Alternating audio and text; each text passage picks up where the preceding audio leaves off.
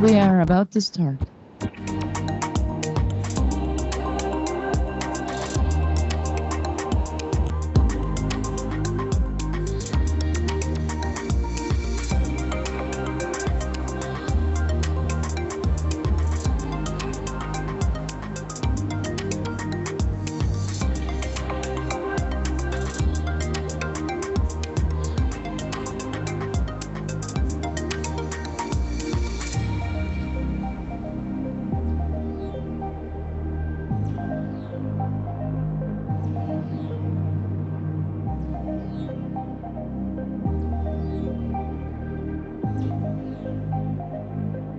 Good morning, everyone. The National Institute of the Statistics and Geography of Mexico and the International Labor Organization, as co-organizers, give you the warmest welcome to the 11th SDMX expert meeting.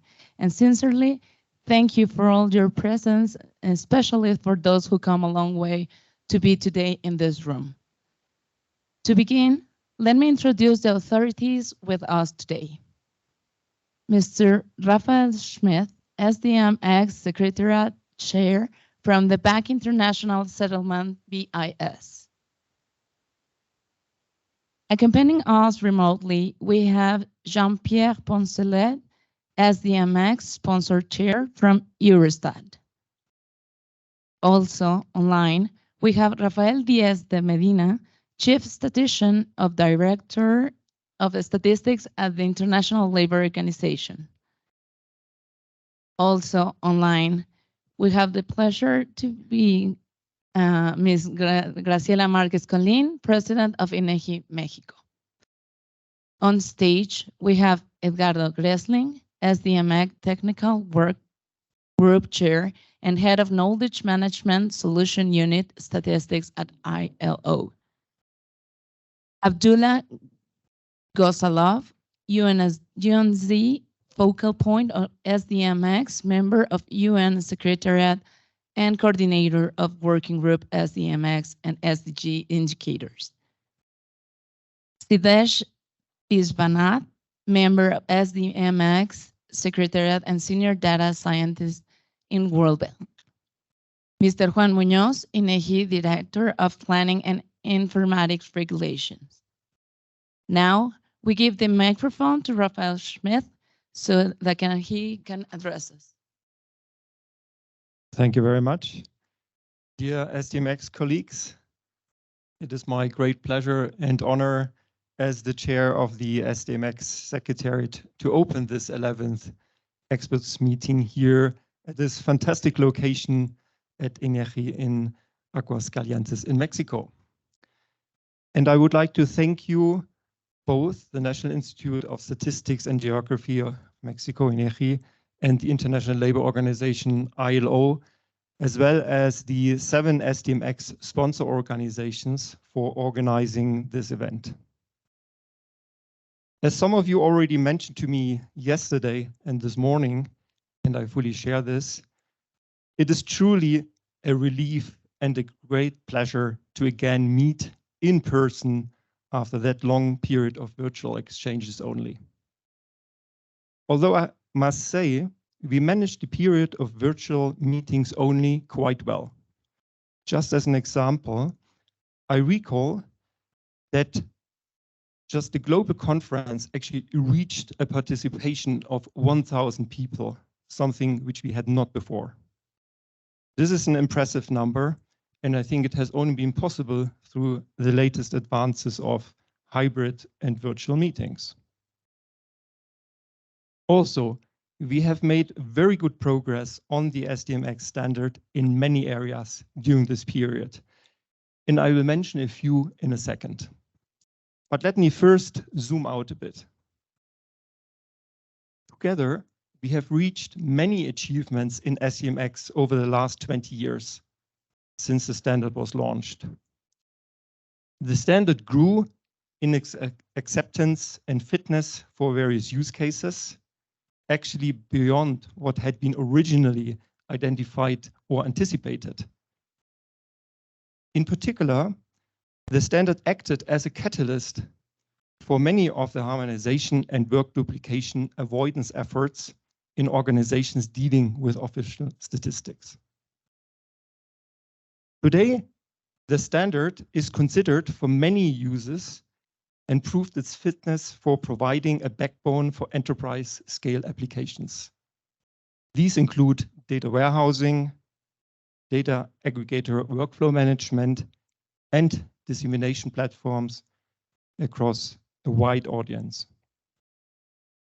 And I think we can state, as we also said in the latest UNSD report on our SDMX initiatives, that the standard is now mature enough to be implemented broadly in different statistical domains, and in particular by all institutions dealing with official statistics. I think we have reached a reasonable professional level when it comes to supporting the SDMX community on implementing the standard, as well as its related enhancement initiatives. And just to illustrate a little bit the term professional now, with a little anecdote which was passed to me by a long-standing SDMX colleague. During the time when SDMX was still in its infant state, the SOAP API 2.0 was designed in a corner of a table in an afternoon in a pub. As a result, it was so broken that you could not implement it until version 2.1 of SDMX. A headache for many of us who had implemented the standard at this time, as you might remember. Anyhow, these times belong to the past. Now, let me zoom in a bit into our more recent advances on SDMX. Over the last couple of months, we have achieved quite a lot in the SDMX domain. First, we have introduced the new SDMX 3.0 standard and the related guidelines. That was a big piece of work. We started the integration of the new standard into various SDMX tools. We implemented a new modern SDMX user forum, which will be launched in this experts meeting. We invested in the development and extension of DSDs for several domains, such as the Sustainable Development Goals. We significantly expanded the SDMX-related capacity building programs, and we organized, as I mentioned, the very well-attended SDMX Global Conference. So just to mention a few of our achievements over the last couple of months. In summary, I think SDMX continues to be a success story following its launch 20 years ago. But besides these many achievements and the good progress we have made, there are many developments over the last year which still need to follow up. This is either because the success of a few statistical domains are worth replicating in other domains, or indeed because the work done so far paved the way for a natural next step or developments which are opened up by new opportunities. I think there are still many outstanding work items around the 4 pillars of improvements which we identified in our SDMX 2025 roadmap. And let me just quickly recall the 4 pillars. So first, I think we need to further strengthen the implementation of SDMX. Second, we need to make data usage easier via SDMX. Third, we need to use SDMX to modernize statistical processes, as well as to continuously improve the standard and the IT infrastructure or the IT tooling. And fourth, we need to improve the communication and better interact with the broader SDMX community. And the main driver or focal point of these improvements should always be to broaden the business case for SDMX. In particular, SDMX should be the central piece in the integration of the workflow of a typical data aggregator, from data collection, validation, mapping, computation, aggregation to data dissemination. And the delivery of SDMX 3.0 has greatly extended this business case, both in terms of, first, a broader coverage of the production cycle and the ability to now represent micro or administrative and geospatial data beyond the traditional aggregated data. And second, it streamlined the standard based on the experiences gained with the increased number of our SDMX implementations. So let me just pick 3 specific items, which from my point of view, from this vast list of potential enhancements, we should actually concentrate going forward. So first, I think we need to continue our efforts in constructing global SDMX packages for entire statistical domains. And we need to pursue the adoption of already existing global SDMX packages. Second, we need to implement IT tools supporting the latest SDMX 3.0 standard, and they should be built in a way so that they hide the complexity of SDMX for novice users or for the less sophisticated institutions. And third, we need to promote SDMX to address the requirements for supporting microdata exchanges, as highlighted in the recommendation 14 of the G20 Data Gaps Initiative, the DGI. And this is in the context of the DGI recommending to investigate the potential development of an international microdata standard. With this, please, let me open our experts meeting by first, in the name of all of us, thank the organizing team, and in particular, INEGI, for making this experts meeting possible in this fantastic location here. In particular, I would like to thank Juan and Edgardo for leading the organization of the meeting and for all the effort it has taken to prepare. So thank you both. Many thanks also to all others involved in the preparation, our colleagues at INEGI and the ILO, as well as the various SDMX sponsor organizations. And I wish all of us a productive, interesting, and inspiring meeting. Let's discuss and promote good practices, share experience and lessons learned, as well as enhance the SDMX standard to adopt it to new technologies and the evolution of the requirements. Thank you all for showing your engagement to SDMX. And I have now the pleasure to hand over to Jean-Pierre, the chair of the SDMX sponsors. Thank you. Thank you very much, Raphael. Good morning, good afternoon, everyone. I hope you can see and hear me well. It seems to be the case. Okay, very good. So ladies and gentlemen, dear colleagues, also warm regards from my side, from cold and gray Luxembourg. So as chair and on behalf of the SDMX sponsor committee, it's really a privilege to welcome you to this 11th SDMX expert meeting. As you know, and many of you certainly know, SDMX is a global standard sponsored by 7 international organizations to facilitate the exchange of data and metadata in the international statistical community. This expert group meeting that you are attending is a biannual event and gathers together experts from different horizons, so national statistical organizations, central banks, international agencies, private sector from around the world. And the objective is to discuss how the standard can be used to meet the challenges, the current challenges, of course, in the exchange of statistical information, but also, and Raphael already alluded to that, certainly how it can evolve in the future and to address future challenges. So the SDMX was born more than 20 years ago in the early 2000s. And this is the first edition that we have the pleasure to organize after the pandemic. So we know that we went through a very difficult time period, challenges, but as was already mentioned just before, there have been some achievement also during this time.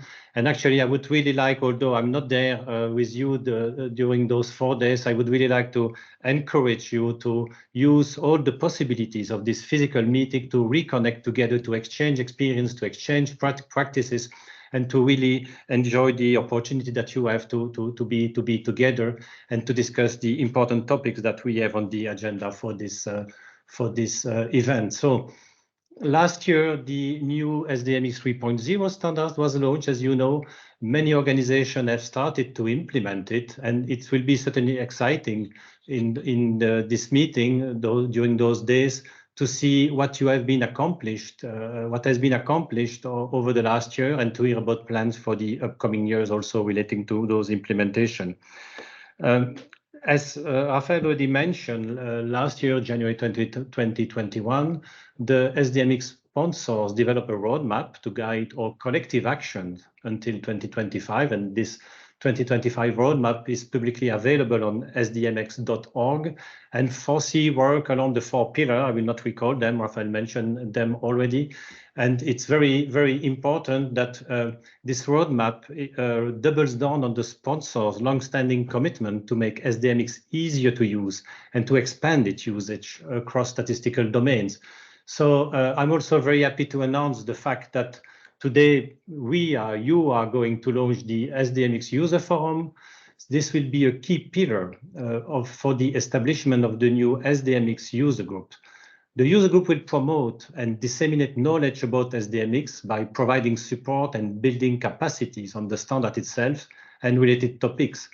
I very much would recommend to check it out, and we really look forward to receive your active participation in the forum. So, dear colleagues, let me close by first, of course, thanking all the speakers for their forthcoming contribution to this event. But I would also like to express my deepest appreciation for the organizing committee, and in particular to our host, Inegi.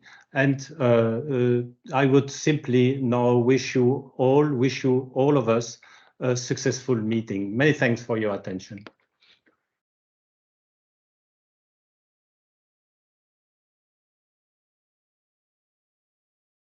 Thank you for your words, Jean-Pierre.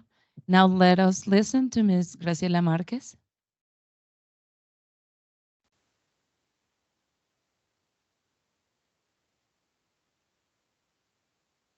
Good morning and welcome to INEGI. We are honored to host the 11th meeting of experts on statistical data and metadata exchange, SDMX. I would like to thank the International Labour Organization and the SDMX sponsors for their kind collaboration and co-organization of this meeting. Through the next 4 days, we will discuss and analyze different aspects of a standard that is an international reference of the model of exchange and dissemination of data and metadata among statistical information systems. Thanks to the SDMX standard, the national statistical offices not only have achieved the interoperability of their systems, but also have generated a data ecosystem with efficient exchanges of information among their users.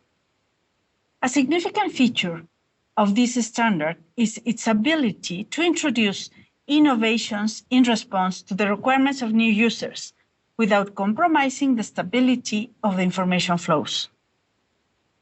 The version 3.0 of the standard was presented at the 8th SDMX Global Meeting virtually hosted by INEGI in September 2021. This new version includes functionalities for the treatment of aggregated data, microdata, administrative records, emerging information sources, and also georeferencing. This could not have been possible without the collaborative effort of experts from the working groups represented today in this meeting.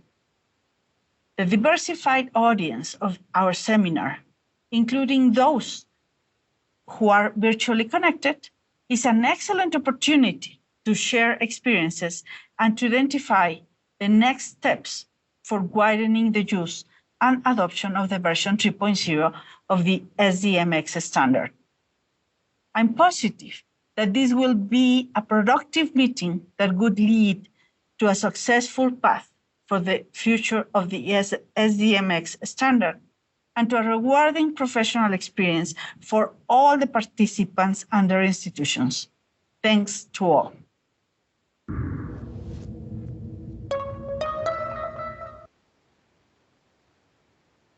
We appreciate Ms. Graciela Marquez's message. To continue, we will have Rafael Diaz de Medina online address. Yes, good morning and good afternoon, everybody from the cold Geneva. It is really a great pleasure to be participating in the opening of this SDMX expert meeting 2022. I think it's the 11th one, that in this occasion the ILO is co-organizing it with INEGI. SDMX is a highly relevant topic for us in the ILO because several of its features have increasing incidence in the production, exchange, and dissemination of labor statistics globally. First, I would like to refer briefly to this partnership with INEGI for the organization of this experts meeting. When last February, the SDMX sponsors offered the ILO the possibility of organizing the expert meeting, we were very enthusiastic on this idea. However, unfortunately, since the ILO's building in Geneva is under complete renovation, we found that we would not be able to have proper meeting rooms available to host the event. Then we immediately approached INEGI and proposed them to co-organize the experts meeting, which they immediately accepted. A big thanks for this support and trust in taking over this together. I thank to Graciela for her trust and for her support in this wonderful capacity of INEGI and the warmth and the beautiful place that you are enjoying there in Aguascalientes. Apart from the beautiful setup, is also the warmth of the people. We understand SDMX is much more than a format for data and metadata exchange, which in itself is very important. For example, SDMX is a reference model that enables harmonization of data obtained from multiple sources, a crucial aspect for us, for instance, for the implementation of labor market information systems, an activity that currently are involving more than 40 countries around the globe, receiving ILO's assistance on this part. And SDMS is also the technology behind the toolkit we provide for this implementation, as with SDMS Constructor, Smart, and .stat suite. This expert meeting in particular is happening in a very special moment, when after 1 year after the release of SDMX 3.0, the first implementation of the new version is being tested. Great opportunity for the experts to listen to the experiences from their colleagues and evaluate what has been done and how to go further in the migration to the new version. Several presenters will be addressing the topic, as well as other relevant aspects like data modeling, microdata support, data governance, interoperability, summing up the DNA of our task in any statistical organization. A special mention to the session is on capacity building, which is a matter of concern for all of us, since it is necessary to expand the knowledge of SDMX to the increasing number of users. It is worth mentioning that we in the ILO, we are going to very soon launching an online course on introduction to SDMX and data modeling, organized by us with the support of our International Training Center in Turin. We hope that this will be helping the community to get along and to implement all the things that you are going to discuss these days. Besides, this is the first physical meeting of the SDMX community after 3 long years. Another reason to celebrate this, but this special event, because of the presence of experts in Aguascalientes, will certainly make it possible to have a fruitful exchange among colleagues in the margins of the programmed sessions. As it was really mentioned, the best things is to connect between ourselves in the corridors, outside the parallel sessions, but also in the sessions, of course. But I think it's much more fruitful afterwards, all the interchanges that we are going to have in the corridors and in the coffee breaks. Really, these are the old ways of doing things. And I think the setup that INEGI and our colleagues and friends of INEGI have organized there will foster this and will help you in achieving this kind of interaction. Finally, a very big thanks to INEGI and to Graciela, particularly, with whom I have just recently met with in Brussels and strengthened our already close relationship between ILO and INEGI. And it's clear that you are going to enjoy the welcoming attitude that our Mexican friends have always shown in Aguascalientes. I am jealous. I wanted to be there, but unfortunately I am enjoying the cold weather. Although I must tell you that at least I will be enjoying the football match, that unfortunately many of you will miss it. So a big thanks and looking forward for the outcome of this wonderful meeting.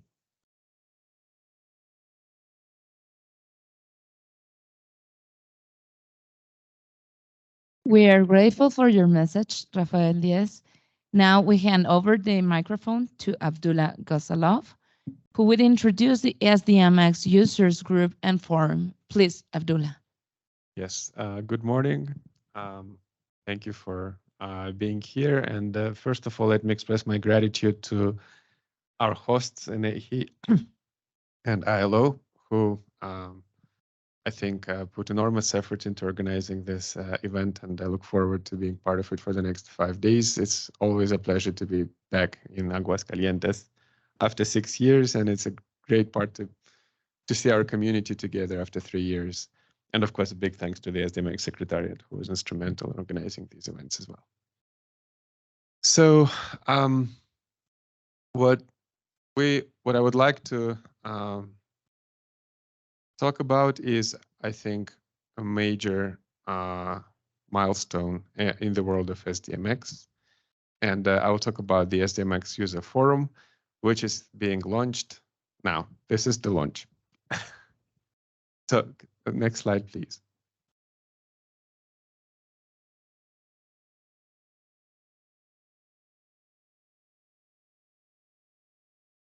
So I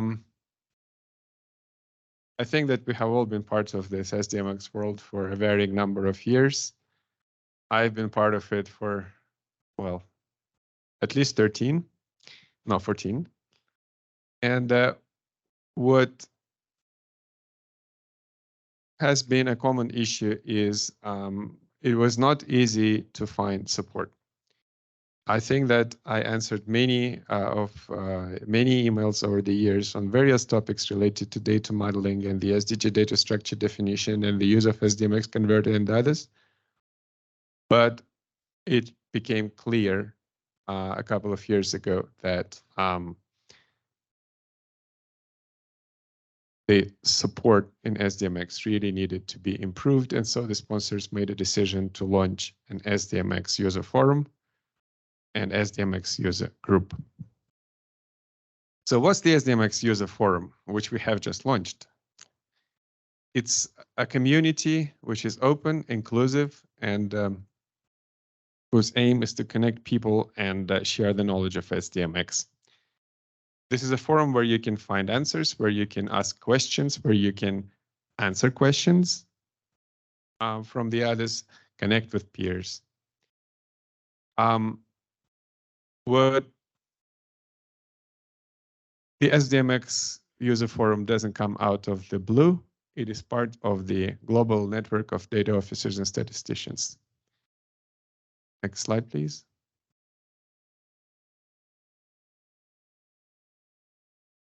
Next. Previous, please. I think we skipped a slide. Previous slide. Previous. I think we're missing a slide here, but it's okay. So the global network of data officers and statisticians is an online community of over 2,500 members right now. And it connects people from international agencies, from national statistical offices, from field offices of various UN agencies, from academia, from the private sector, anyone who is interested in official statistics and in data. And I mean, if I could ask you to raise your hand if you are a member of the global network, if you have used the global network. Yeah, quite a few, thank you. Actually, even before we launched this SDMX user forum, I got to learn about various events in SDMX, such as webinars through the global network, which is great because otherwise I might never have learned about them. And the SDMX user forum, it becomes part of the global network. It's immediately available to all the 2,500, more than 2,500 members, and it's also available to you. Next slide, please. Next, yeah. I will not go through all the details about the how to sign up. You have this information on the screen, and we will distribute it more widely. It's also available from the sdmx.org. And you can download the instructions and you can join it. If you are already on Yammer, it's going to be very easy. If you're part of the global network, you are already there. If you are not on Yammer yet, you will have to sign up, which is usually pretty straightforward. There may be issues, in which case we'll be happy to help. Next slide, please. So here on screen, what you have on screen, and what we will distribute more widely is a link to the instructions on how to join the user forum in the global network. Next, please.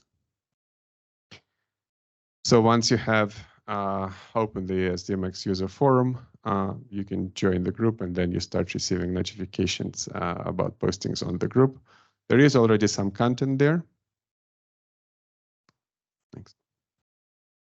If you encounter a problem, then you have here the addresses of the people whom you can refer to with questions. So what I would like to ask you to do and encourage you is to sign up for the global, for the SDMX user forum right away.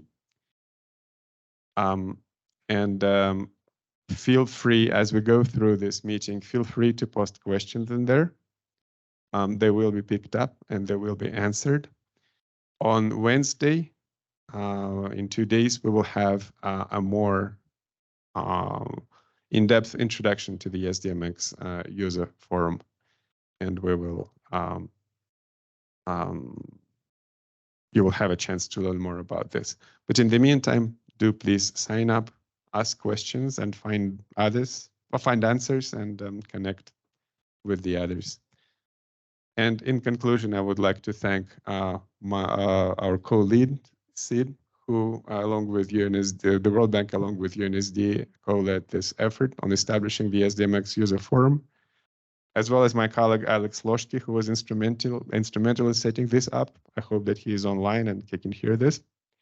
And of course, all the members of the SDMX user group organizing committee, the UN regional commissions, the SDMX sponsor agencies, and other experts whose input was instrumental in setting this up. So thank you all. And the SDMX user forum has now officially been launched. Thank you. Thank you for the announcement, Abdullah.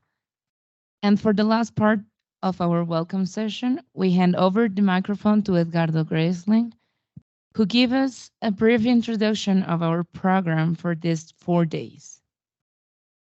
Thank you. Good morning, good afternoon, everybody.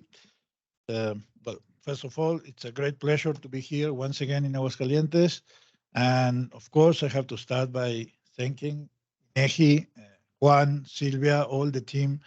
It has been a great pleasure to work with him, or all of them, in this organization. And as Rafael said, they really gave us a big hand, because the idea of organizing the expert meeting by the ILO was very attractive, very enthusiastic for us. But It was not possible for the lack of a good venue this moment, and it was immediately a positive reaction of INEGI that made it possible. Gracias. Now, I have been asked to talk a bit about the agenda. I will try not to spoil any of the presentations and just in a few minutes tell you that what will be happening in the next 4.5 days. Well, in a few minutes, we will be starting with the first topic that it's, I think, a very interesting exercise that will be taking us to a SWOT analysis of different aspects of SDMX, from which we will then, after consolidating the different ideas, try to take into account a generic perspective of the situation of the standard according to you. So we will start making you work all. Then in the afternoon, we are going to listen to some presentation about what is happening with the implementation of SDMX 3.0, what has been the early adoption path that some organizations are already taken. And after listening to some experts that has already been working on that, we are going to have, I hope, because it's a session coordinated by me together with Len, that we will have a good participation of all of you asking and proposing ways of implementing SDMX 3.0. Then tomorrow we will have a session about data modeling changes in different contexts, and I think that this is a very, very relevant topic. And in the afternoon, we will be listening to experiences on using SDMX in some what we could call non-typical cases. So beyond the aggregate indicators, that is what we are most used to see in SDMX. So be ready for a good discussion also in this topic, I think. And then on Wednesday, data metadata governance will take the attention in the morning, and after lunch, we have the official launch of the user group forum. So I don't know which one is the official and non-official, but a new launch of the user group forum. And then we will close the day with the beginning of another very interesting topic that is SDMX interoperability.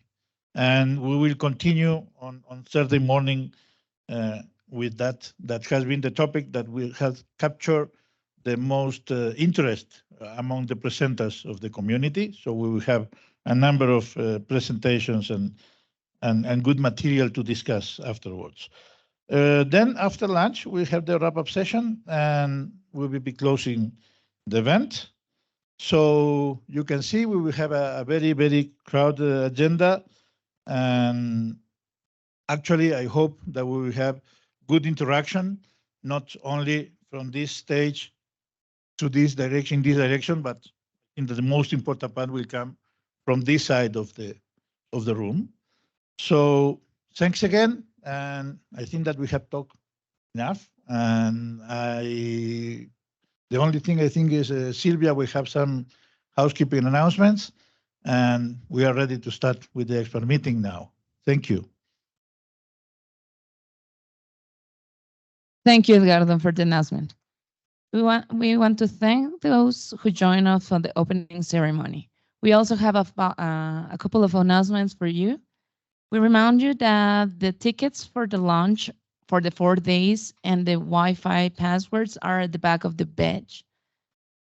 Also, restroom exits are located in the right and left corners at the front of this room.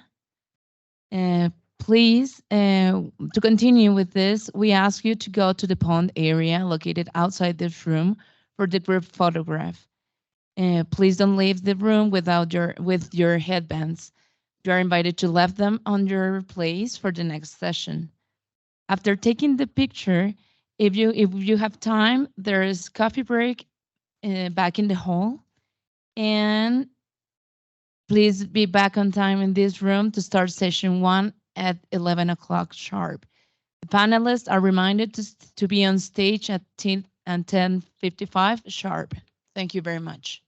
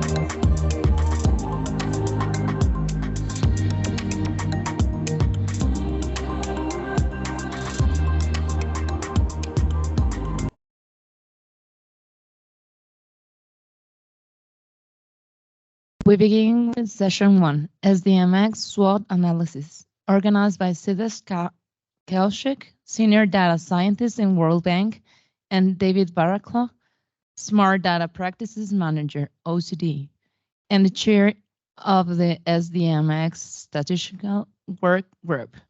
Siddharth works as Senior Data Scientist in World Bank's Development Economic Data Group.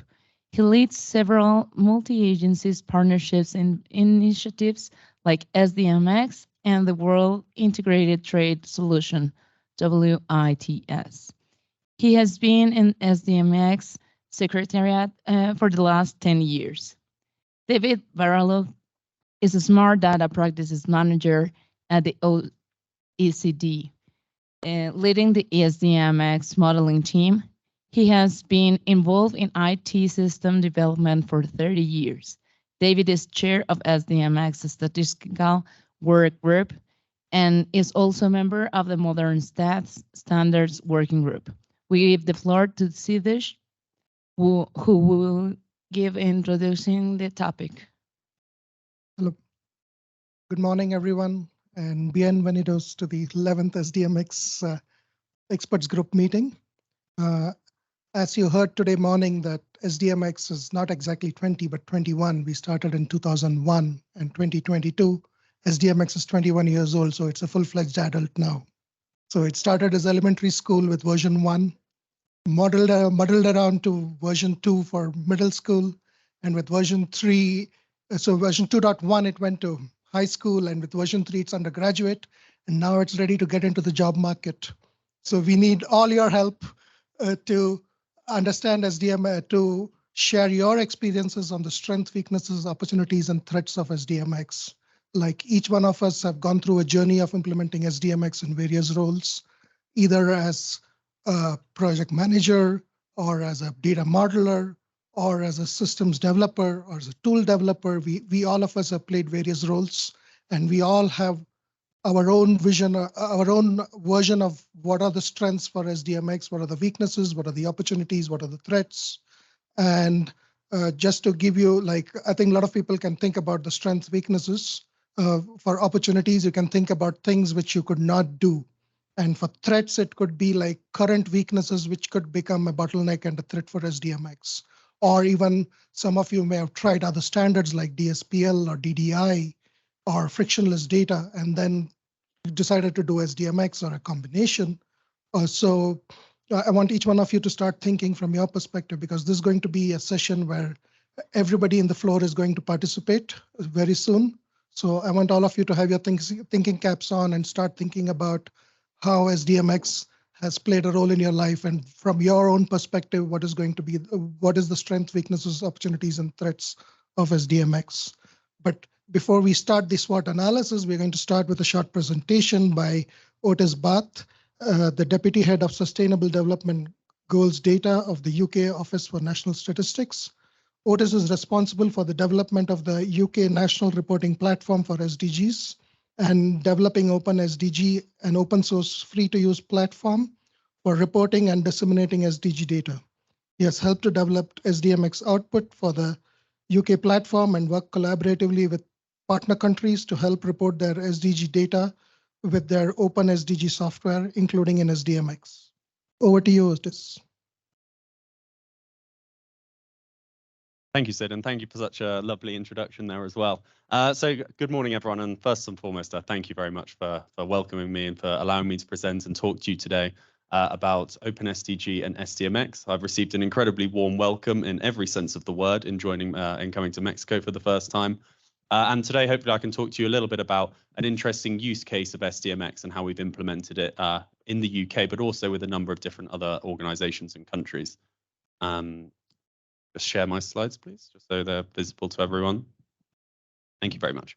Okay, so as I say, I'm going to talk to you today about OpenSDG and SDMX. So hopefully this will be a nice link into the SWOT analysis that will follow. And I'll be able to talk to you a little bit about some of the work that we've completed with regards to SDMX.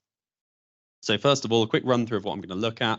First of all, I'll give you an introduction to what is OpenSDG and what are the Sustainable Development Goals if you haven't come across them before in your work. We'll look at OpenSDG and how we've currently implemented it with regards to SDMX. a couple of items here about the data flows that we utilize, and I'm sure many of you have been familiar with APIs in your work with SDMX. I'll discuss how we've utilized those with regards to OpenSDG. Linking off to the session that's going to come this afternoon, where we begin to look at SDMX 3.0 and some of the advantages that that can bring.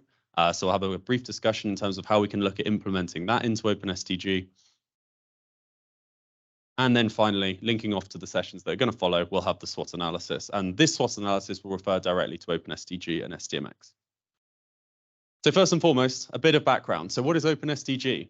Well, OpenSDG is an open source, free to reuse reporting platform for reporting the Sustainable Development Goals. The Sustainable Development Goals were established by the United Nations in 2015 with an end target of 2030 and relate to and have a number of different indicators relating to all different forms of development, healthcare, poverty, infrastructure, the environment. There are 17 goals in total, and OpenSDG is the software that we can use to report data on the Sustainable Development Goals. In the bottom right-hand side of your screen here, you'll see there is this is an OpenSDG platform. This is the UK platform, and as you can see, this is a way of disseminating SDG data. Fully customizable and multilingual. We have 35 use cases globally, and it's interoperable, user-centered, and accessible.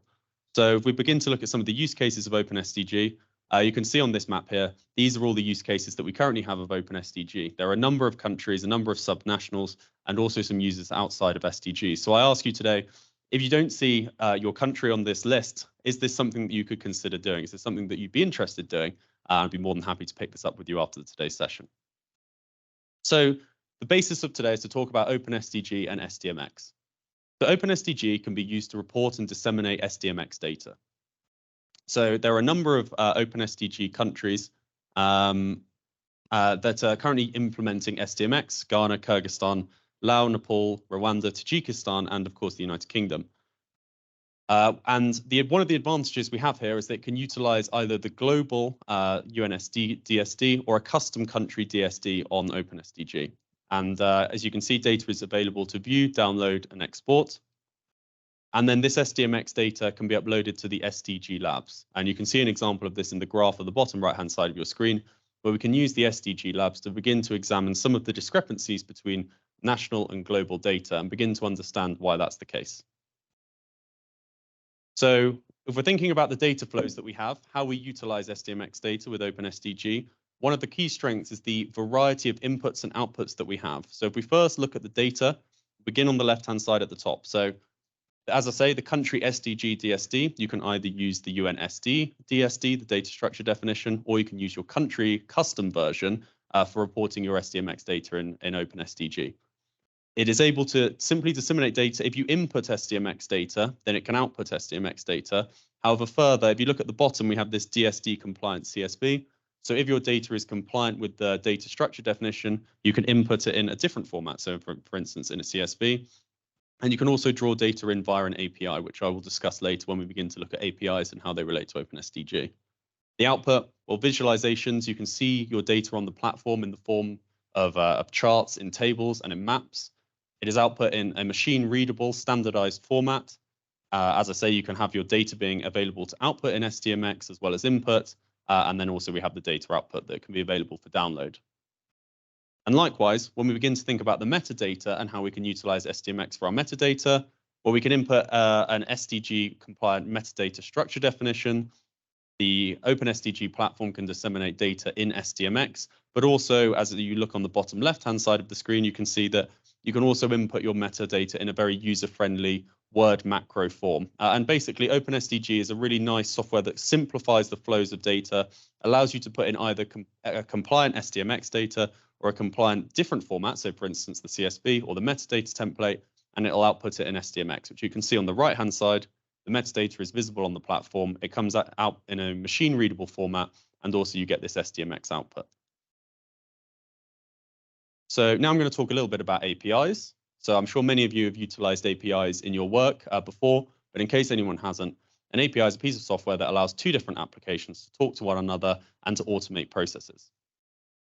In SDGs, we use APIs to draw data from a database automatically. And because our platforms are outputting data in a machine-readable format to predictable URLs, it can help to improve the efficiency of transmission. And then ultimately, because we're automating some of this process, it helps speed up the process, reduce errors, and can save on resources for your country. And this is a very simplified diagram of what an API is and how it works. So now if we turn to think about how it relates to OpenSDG, well, SDMX APIs can be reported elsewhere, can be disseminated onto a country's platform, and it allows it to be disseminated without extra manipulation. So for instance, in our work, you can pull global data and metadata from the UN SDG SDMX API. Well, that's a mouthful. You can pull national data from a country's SDMX APIs. This allows countries to report their national data by using their own internal national APIs as well. And this diagram looks incredibly complicated, but in fact is remarkably simple. We have OpenSDG in the center. On the left-hand side, we have the two API inputs that we can utilize with OpenSDG. So we have this UN SDG API of global data and metadata. We have countries inputting through their own APIs at the bottom. And then what comes as a result of this, the output is we have machine-readable metadata and machine-readable data that is output. Effectively, APIs can just be used to streamline the process and help speed it along. Now turning to SDMX 3.0. So SDMX 3.0 provides new avenues and opportunities for SDG, SDMX reporting with OpenSDG. So for instance, and I'm sure we'll go into greater detail with regards to SDMX 3.0 in further sessions in this expert meeting, but with relation to OpenSDG, the support for microdata and multi-value measures and attributes is of notable interest for us. The new geospatial option allows mapping of more complex geospatial regions. Structure mapping allows us to represent non-SDMX time representations in a structure map and effectively allowing us to map to SDMX time formats. The division of content constraints and introduction of wildcard characters also can help maintain our artifacts more easily and help streamline some of the processes. And then finally, of course, the continued support for SDMX ML is of use to us. So now linking on to the session that's going to follow here. So this is a SWOT analysis. As Sid just introduced, we have the strengths, the weaknesses, the opportunities, and the threats. So this is a pretty simple example that we can utilize, and this is regards to OpenSDG. So with regards to some of the strengths, well, we have the multiple input options, we have the customization options with the global and the custom DSD options. It allows you to report custom fields, and as I've discussed, also work with APIs. The data can be uploaded to the SDG labs if it's SDMX compliant. And then also there are other external software tools that can be used, for instance, the SDMX converter and the SDMX matrix generator. And the introduction of the forum as well that is launched this week is obviously incredibly useful for this because it will allow for easier support for use of some of these tools. In terms of some of the weaknesses, there's some difficulty dealing with the complex structure of SDMX and showing observation level attributes. And it's not if you're, and it's kind of a more specific example, if your country decides to adopt SDMX mid-process, it can become, it's a more difficult process than if you decide to adopt from the start. Now, in terms of opportunities, as I've discussed, SDMX 3.0 provides a number of opportunities for us, microdata, geospatial data, and structure mapping, and how we can utilize the SDG labs more prominently in some of our international work. And finally, with regards to threats, third-party support may be required for implementing SDMX 3.0, and some of the breaking changes that have introduced with SDMX 3.0 may be problematic. However, as I say, this is something that I'm sure we'll discuss when we look at SDMX 3.0 later on today. That's all from me for now. I will close there. Thank you all.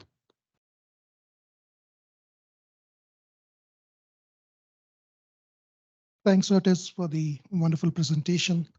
And I open the floor now for you to ask questions to Otis or sign up with Otis to adopt the OpenSDG platform. Any questions, anyone? Yes, Rafael.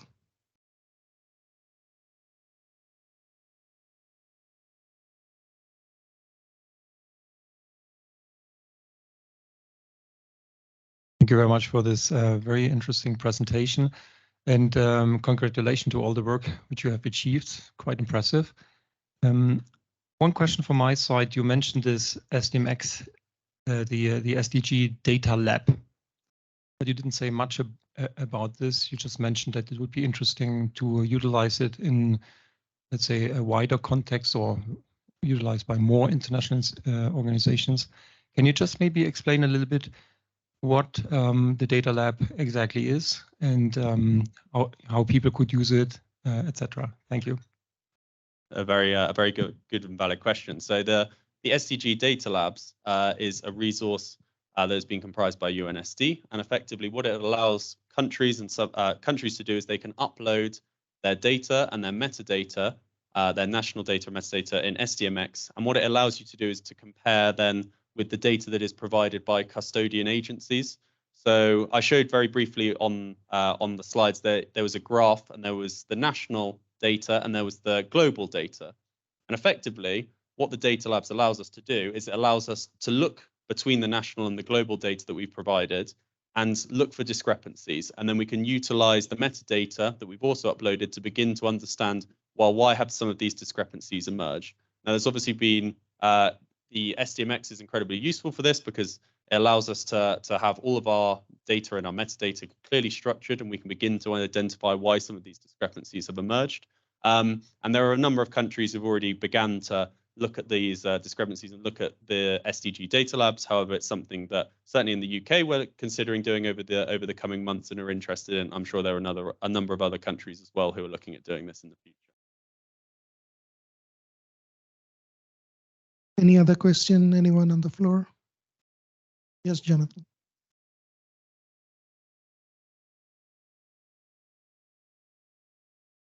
Thank you for the presentation. And I've actually had firsthand with this in countries as well, so it's great. It's a great tool, and also working with not with you, but I think more the technical guy, Brock, about the integration also with other tools, because this is really a sort of tool to allow users to visualize SDG indicators in XDMX format. So more of maybe a comment and an open question. More to the audience as well is like, oh, this is a great opportunity for organizations to get started in XDMX in a domain.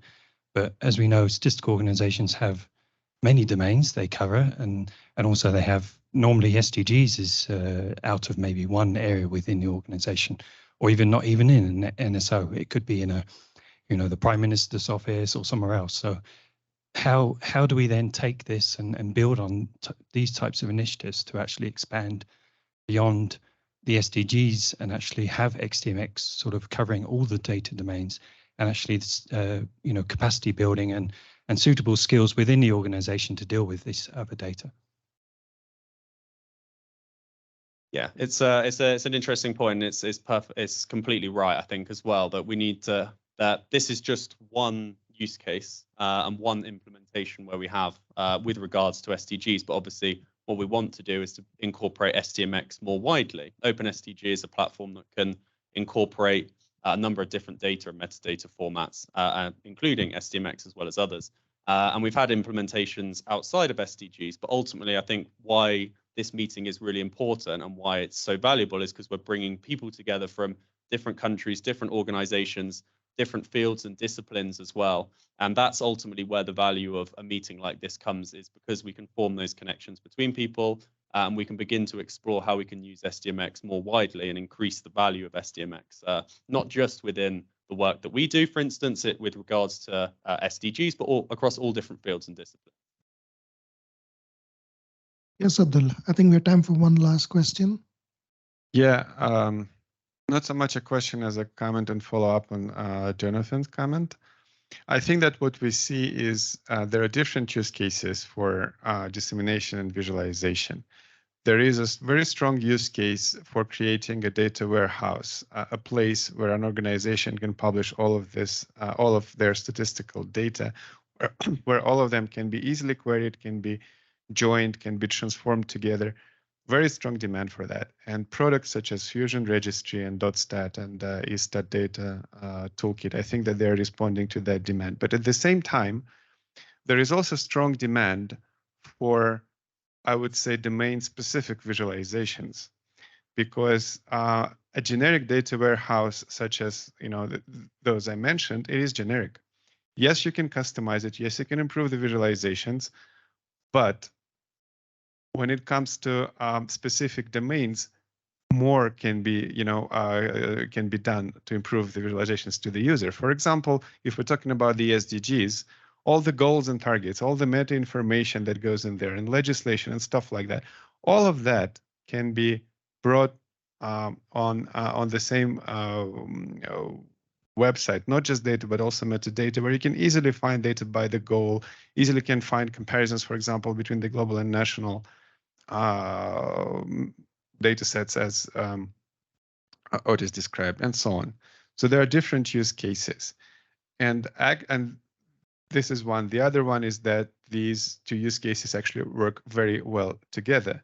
When the data warehouse becomes the single source of the truth, where the data is disseminated at its API, and this is the data source, on top of which you can create any number of visualizations, including the ones that that's done by OpenSDG.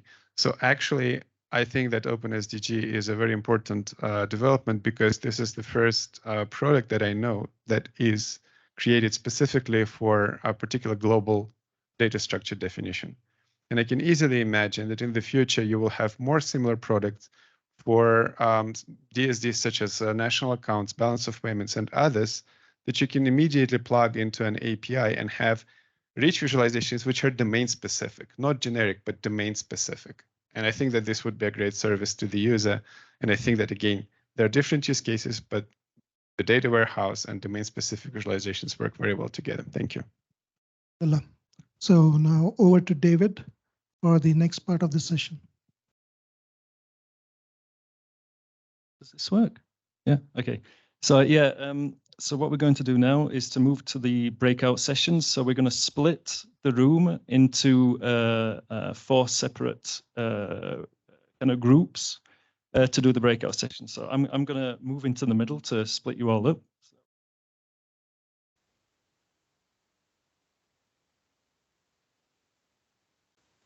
So if we could say that so these tables here, if you all go to, sorry, I'm losing track now. So it's the front, right. So yeah, if you could all go to Sala 2, which is over where Sid is, and that's the breakout session on talking about the content of SDMX standard, community, and governance. So it will be Abdullah who will be moderating that breakout session. And just to say that I'm going to break the session up into 4 quadrants, but people can move around to go to the session that they prefer, okay, after I've split the room. So, but you've got to be quick and do it pretty, get there pretty quickly. So, and then if we come to these tables, these 2 tables, if you go to Sala 1 bis, which is where Sid is in the back there, and that is to talk about SDMX data modeling with Anastasia and Zlatica. They'll be moderating this session. Okay, so these 2 tables here go to Sala 1 bis. And then these 2 tables go to the main left. So if you go to the corner over there, the flip chart over there in front, and this will be on SDMX tool implementation, moderated by Pedro and Wai-Chen. Okay, so these 2 tables here to that flip chart where Pedro is waving. And then these 2 tables here to my left go to the other corner, the final corner where Matt is standing saying hello. And this is on SDMX API use, exchange, and collection. Okay, so these 2 tables go there. So as I said, if you're unhappy with any of that allocation, then please go to to discuss the topic that you'd rather do it. But please, go there now, and the SWOT analysis will start. Thanks.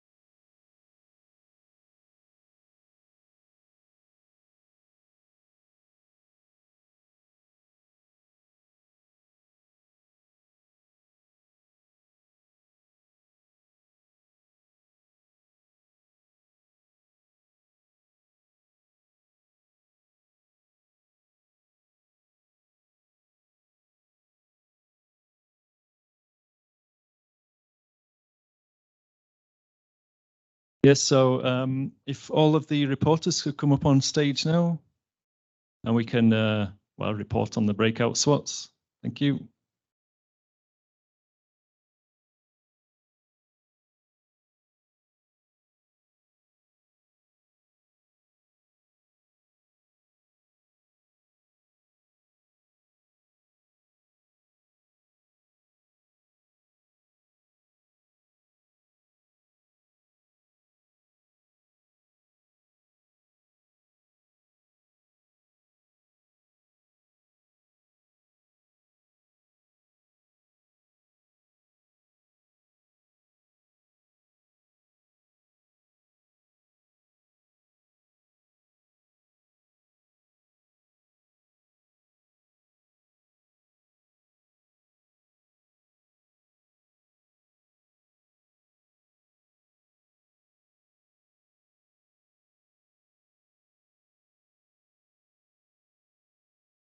Yes, so if the reporters could come up now, please, because we're running late on time a little bit.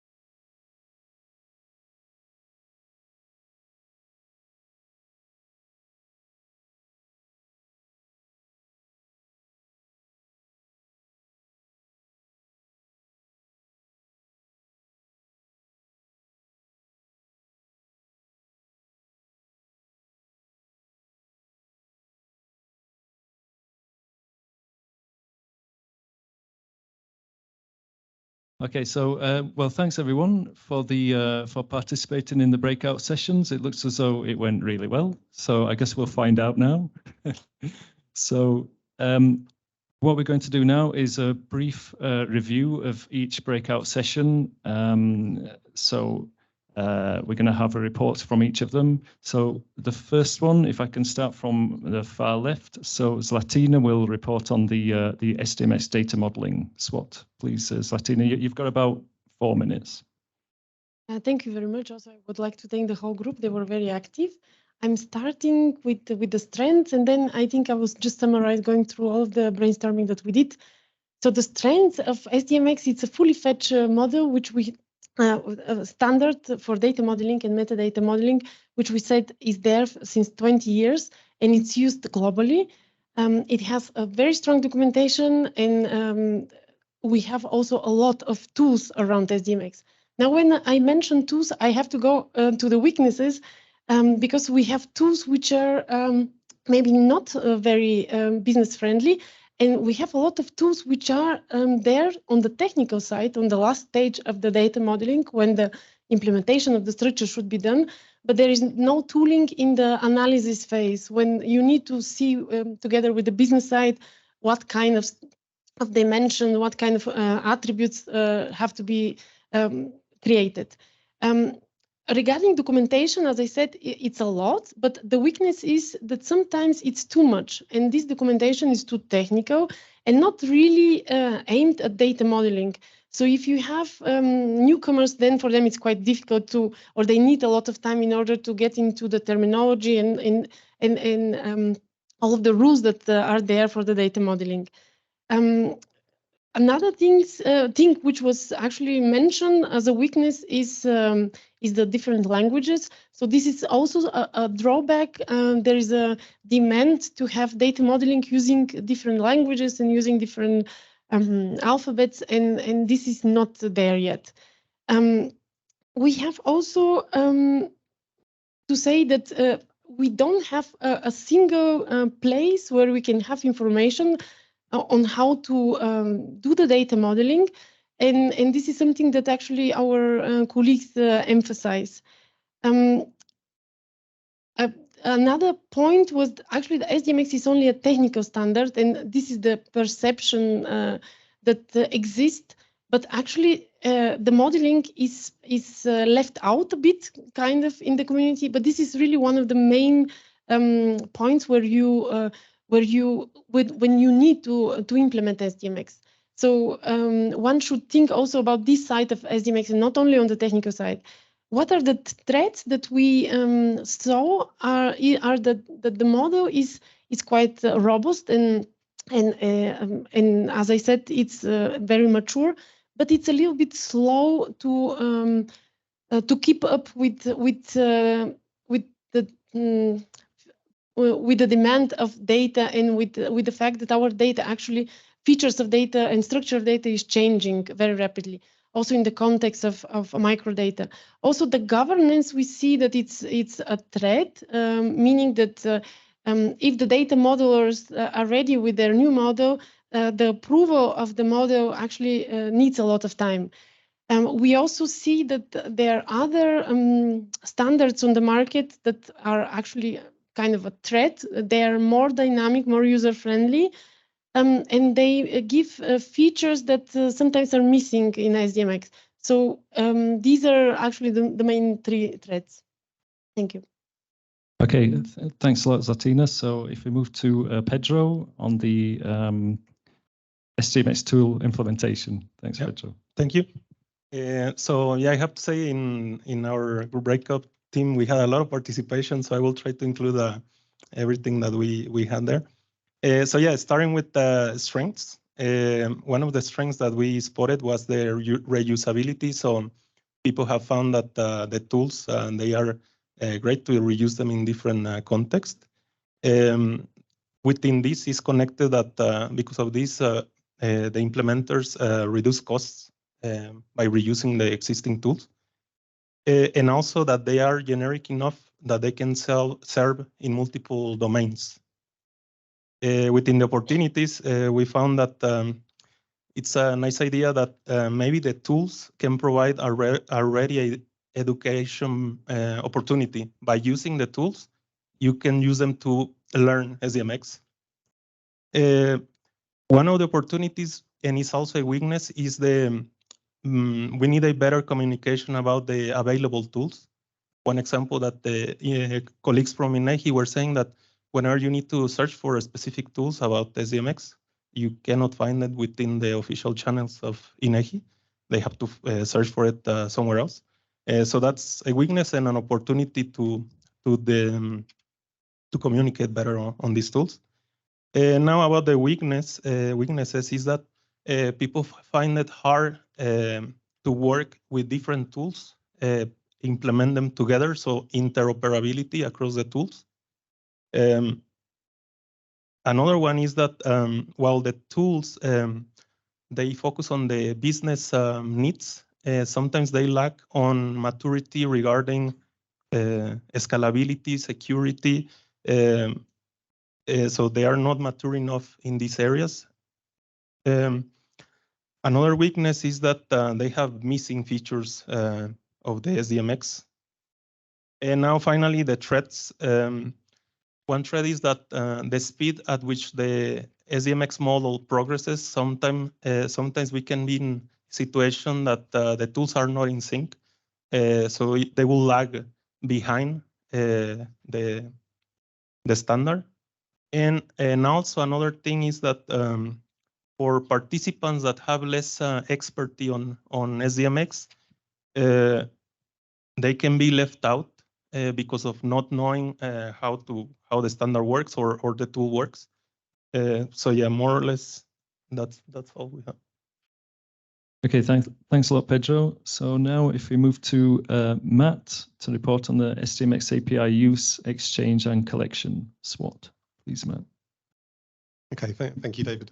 And yes, thanks to my group, some really good strengths, weaknesses, opportunities, and threats. I was really pleased with the outcome. So with the strengths, this is the RESTful API, the ability to query data through a URL syntax.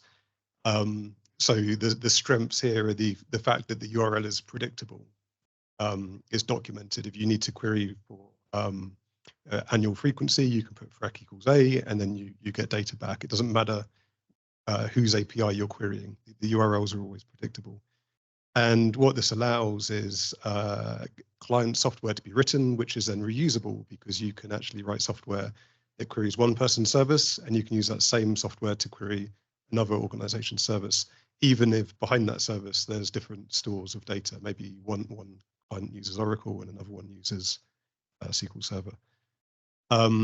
Simple to use as a user. So I was quite pleased that this was feedback, because this is how the API was designed. We tried to keep it quite simple for people to use, to understand how to query for data. So that's a strength. And the API is flexible, as it's easy to change the URL to then change the data you're getting back, changing the slice. You can, for example, if I want data for the UK, I can say ref area equals UK. And then I want to switch to France, I can just change the UK to FR, and then the data comes back for a different country.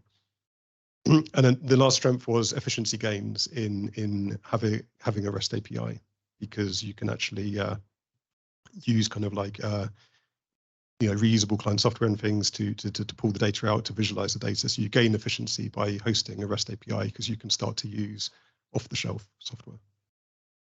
For the weaknesses, the URL length. If you want to query for, say, 1,000 series individually, and you want to kind of line them all up, you might end up with quite a long URL, and maybe this is then rejected by the receiving server, because there's limits on URL length. No support for pagination of data. So if you want to query for lots of data, you may get that rejected by the server to say that's too much, and then you need to paginate yourself on the client side by slicing by country maybe, but it'd be quite nice to say page 1 of the data, page 2 of the data. So Stratos, if anyone has any requirements there, Stratos is on that particular requirement. And another weakness is you may not know how much data is going to come from the query in the first place. It's nice to sort of like always be able to know exactly how much data you get, to know whether you need to page it. Opportunities. 1 minute left. Don't worry, I'm nearing the end. Opportunities. If providers could provide more multilingual metadata, that would be helpful. So people can kind of browse the data in their own language. More examples on how to implement, maybe some training and threats. Again, it's about the speed. If the speed of the standard of the specifications moves quicker than people can implement, then that becomes a threat. And there was a kind of question mark as well about if there's competing APIs. I'm not sure whether there are competing APIs, but that's a potential threat. Okay, thanks a lot, Matt. So if we move to Abdullah on the governance part. Yeah, thanks. So the topic of the group which I moderated was community of the content of the SDMX standard, community and governance. And many thanks to the group for, I think, giving a really great set of points. So if we're talking about the strength in that aspect of SDMX, the first one is it's rigorously defined. If you've ever seen the SDMX standard with the narrative and UML, you know what's been talked about here. Long-term sound support by the seven sponsor agencies. This is important. It's not going away tomorrow. We can be sure of the backing of the standard. Tried and tested. I mean, a few years ago, there was still some uncertainty around SDMX and its capability to deliver what was required by the users. Now, it is a tried and tested standard. It has proven itself as an extremely useful vehicle for dissemination and exchange of statistical data. Established community. I wish we had more of the community in this room, and I hope that at the next experts meeting, we will see more people in person, but I think that the strength of the community speaks for itself. It's an evolving standard. It doesn't stay in place. Things are evolving, even between major version releases. Things are developing and evolving. It has a well-defined governance. Well-defined governance structures, and finally, the content of the standard, the information model, leads to the creation of standardized reusable software products and tools. If we're talking about weaknesses, a major weakness is the constraints brought on by the public sector financing and the rigidity that comes with it, insufficient flexibility. It's overly reliant on goodwill of experts from the various organizations. And people do step forward, and there is perhaps an over-reliance on the goodwill of those experts who can contribute to the standard. Steep learning curve. I wouldn't say that, again, I'm biased, but my view is that SDMX is not too complex by itself. It's actually, its basic tenets are pretty straightforward, but you do face a steep learning curve initial. Once you pass that, it becomes plain sailing. SDMX is still not well known outside of the domain of official statistics. And this is something we have to understand. A very important point is the lack of institutional buy-in in many cases. In too many cases, there is the development or even products such as dissemination or exchanges driven by individuals instead of institutions. 1 minute, okay. The materials are mostly in English. This is unfortunately true. It has been mentioned by others. And also a weakness is insufficient recognition at the policy level. I think that if the policy level recognized the really wonderful contribution made by SDMX so far, would have an easier time. Opportunities. We can increase outreach to address some of the weaknesses. We can definitely improve harmonization, leading to improved interoperability and improved ease of use. Reduce the cost of data exchange and dissemination. We've seen one presentation, we'll see many more when it comes to tools and platforms. An interesting point is develop formal algebra for SDMX, the way relational algebra exists for relational databases. And finally, greater interoperability. Yes, David, just a few more seconds. The threats, competing standards, which has already been mentioned, resistance to change, which is always a problem. One part of it is, an important point about SDMX, and again, it has been mentioned already, sometimes it can be too slow to adapt to the changing software landscape. And finally, one threat is a forking and parallel development of the standard, which can, obviously, it's a huge threat to interoperability. That's all. Okay, thanks a lot, Abdullah, and thanks a lot to all of the moderators of the sessions. So now we're going to move to a presentation of like a meta SWOT that's been compiled by Edgardo and aided by Sid. So yeah, and so do we have that up on the screen? Oh, we're going to put it up on the screen. Okay. So just a few seconds until that actually happens.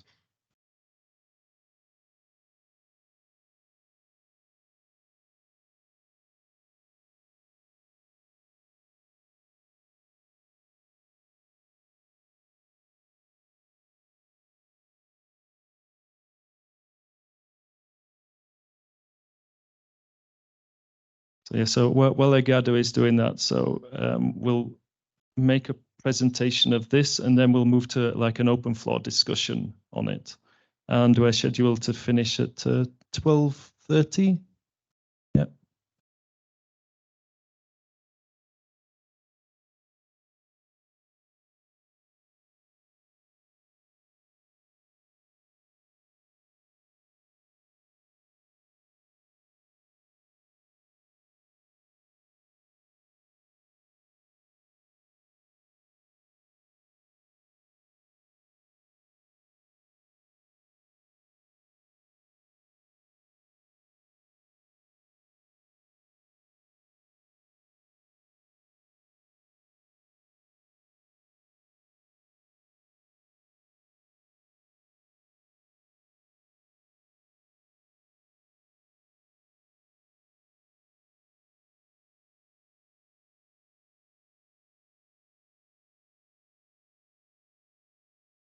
Yeah, so Edgardo, is it nearly up, or shall we start an open floor discussion?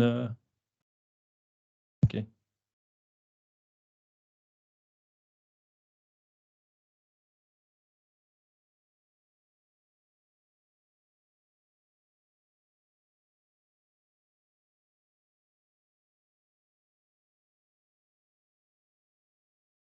So yeah, please, Edgardo.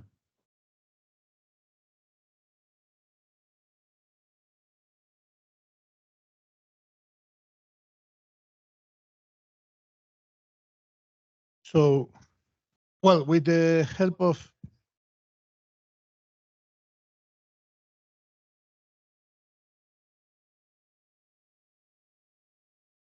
hello.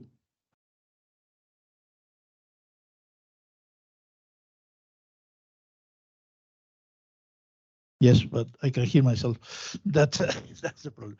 Sorry. Well, with the help of Sid and Shutong, we try to make a consolidation of the 4 reports, the 4 matrices, and this is what we have found that can be considered, let's say, overall strengths, weaknesses, opportunities, and threats for SDMX as per the perception of the experts here today. So we can start with the strengths. It is a well-established standard and it has a strong governance. It has a mature information model. And in general, tools and products around the standard are reusable, flexible, and free. These are what we identified as relevant common strengths. Then in terms of weaknesses, there was more than one group that spoke about the lack of outreach. We are still short-range standard. We are community-based, and there is limited outreach. So we need to enlarge that. Then some more specific things coming from part of the technical analysis, the lack of pagination and the problem that it means in terms of not knowing exactly how many data you will receive when you do a query. That could be an awful surprise. Lack of translations of materials and guidelines. There are a lot of materials, but they are all in English. Lack of standardization in the documentation, not in the standard. in the materials, there are not a unified way of presenting that, and lack of tools for modeling. Each one of us has developed our own, but there's not still a set of tools that we can say is ready for use for modeling. In terms of opportunities, the interoperability with, I would say, among tools, but also with other standards, API plugins, business user-friendly tools, not made for SDMX experts, but made for common users. The need of improve the guidelines also to make it easy to use. In general, the standard easy to use for normal users, not SDMX experts, and improve the communication. That, of course, is related to the short outreach we have. And in terms of threats, other competing standards, the slow progressing of the standard that we have, the problem of losing people in the community because we are based on goodwill and volunteerism of the people. Other user-friendly models that could become preferable by the users, by the community, and the big data and microdata sources that are emerging, or maybe they already emerged, and we need to be aware of that. This is what we found in this short time. So maybe some of the reporters of the 4 groups can add something that we missed. So please feel free to highlight any point that we could have missed from your specific group. Over to you. Okay, thanks, Edgardo, and the others for helping compile that meta-analysis. So now, if we open the floor for questions or comments on any of this, yeah, we have about 15 minutes for questions. So please, feel free to make any comments or questions. Yes, the lady in the row just here. Is a microphone coming? Just...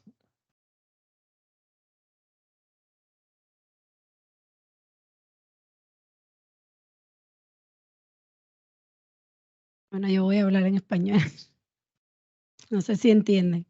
Bueno, yo estoy aquí representando la Oficina Nacional de Estadística e Información de Cuba. Nosotros, desde que se comenzó a mencionar SDMX, nos dimos la tarea de introducirnos en el tema. Fundamentalmente en la reunión que se tuvo la anterior en Dominicana, donde se hizo una especie de taller de capacitación, cómo convertir la información a SDMX, la información que tenemos, desde un Excel. Nos dimos la tarea de trabajar en este sentido con los objetivos de desarrollo sostenible fundamentalmente. Sin embargo, le vemos mucha potencialidad, pero nuestra información está en base de datos PostgreSQL. Y sí hemos visto, no sé si es una amenaza o una debilidad, que no está contemplado dentro de las bases de datos a las que está conectado SDMX. Nosotros nos sería muy útil, por supuesto, porque también estamos trabajando con el tema Big Data. Y la información, como les digo, tenemos gran cúmulo de información, pero toda en PostgreSQL, y sin embargo no podemos hacer el uso adecuado de la misma interoperando con SDMX. Entonces, lo que quería era saber si ya lo tienen contemplado para trabajar. Recuerden que Cuba es un país bloqueado, por lo tanto no podemos usar software propietario. Y por tanto nosotros nos vimos el país como tal, entre la estrategia que tiene es el uso de software libre y fundamentalmente casi todas las entidades lo que utilizan es PostgreSQL. A la hora de ampliar el uso de SDMX a las diferentes entidades, que es lo que tenemos previsto para la recolección de la información, sí nos vemos limitados a solamente hacerlo a partir de los Excel. Entonces el trabajo es muy manual, aunque es muy fácil, es muy simple, pero es manual. Y lo que quisiéramos es ver si se tiene contemplado en las futuras versiones ya que las diferentes herramientas estén, se puede utilizar el PostgreSQL. Okay, thank you. But could I ask one of my Spanish-speaking panel colleagues to summarize and comment? I can answer. I will answer in Spanish as well. Yes. Gracias por la pregunta. En primer lugar, hay que diferenciar el estándar de las implementaciones. Aunque esta es una reunión de expertos SDMX y acá están los que implementan, así que creo que la pregunta viene muy al caso. Es verdad, la gran mayoría de las herramientas están implementadas para SQL Server de Microsoft y hasta donde yo sé, SDMX Reference Infrastructure, el producto de Eurostat, también funciona con Oracle y MySQL, pero creo que no con PostgreSQL.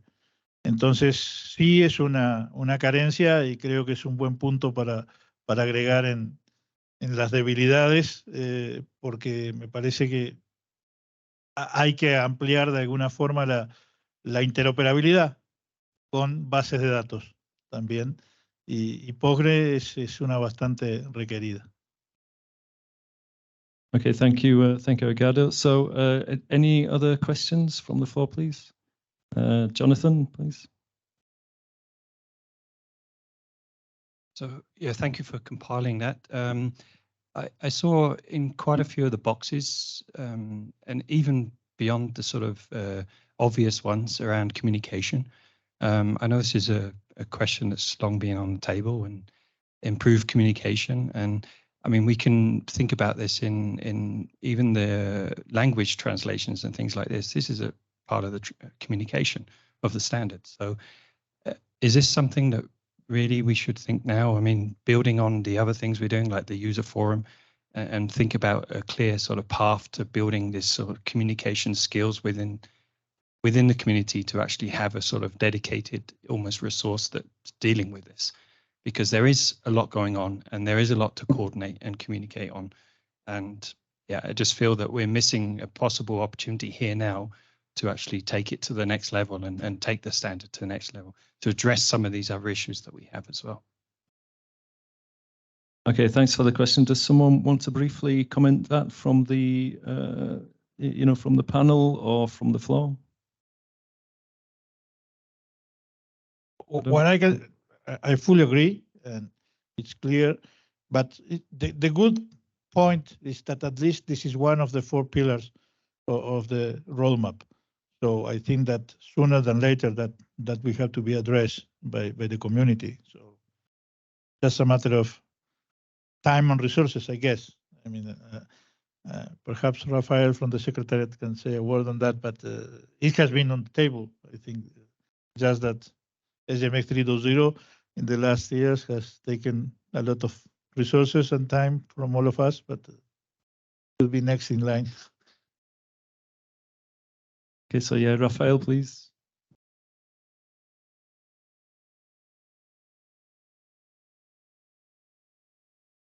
Yeah, so thanks for the question, Jonathan, and for your comments, Edgardo. Indeed, this has been on the table since a while. And one point I would like to mention is that the SDMX community always seeks for contributors, yeah? And I think that might be a good topic maybe for an organization which is not necessarily a sponsor, but who is basically who has capacity internally to do these translations, and we would be very happy to onboard such an organization into our structure. So, for example, by being involved in some of the working groups, or also being involved in defining the roadmap. So, very happy. Yeah, this is an offer here to the room and to all the external participants. Yes, there is a need, and if anybody wants to help, please come forward. Thank you. Okay, so thank you, Rafael. Any other questions? Sid? Okay, now that I've come to the audience. So just a follow up on the question from Jonathan and Rafael's response. I think we have Jennifer and Brock in the room who developed the metadata translation tool for SDGs. So maybe we should look at something like that for translation of the SDMX documentations also, at least starting with the important documentation on SDMX. And that could be a good step. I was kind of helping their metadata translation from the back end, and it started with translating the data, the SDG metadata from English into Russian. And then soon there were other agencies stepping up to translate the same into French, into Spanish, into Arabic. So it was kind of like one tool triggered off translation of the SDG metadata into various languages. So maybe we could try something like that, where we leverage each of the individual organizations' language capacity and use a tool like this to help us with the translation. Okay, thanks a lot, Sid. Sorry, Pedro. Can you hear me? Yeah. I would like to add one point that I missed to say from our focus group, which I think goes together with this. So when we focus about communication, one point that came out is that around the interoperability, there's missing information how to use the tools together. That's what I wanted to mention. Okay, thanks, Pedro. Yeah, please, Jennifer.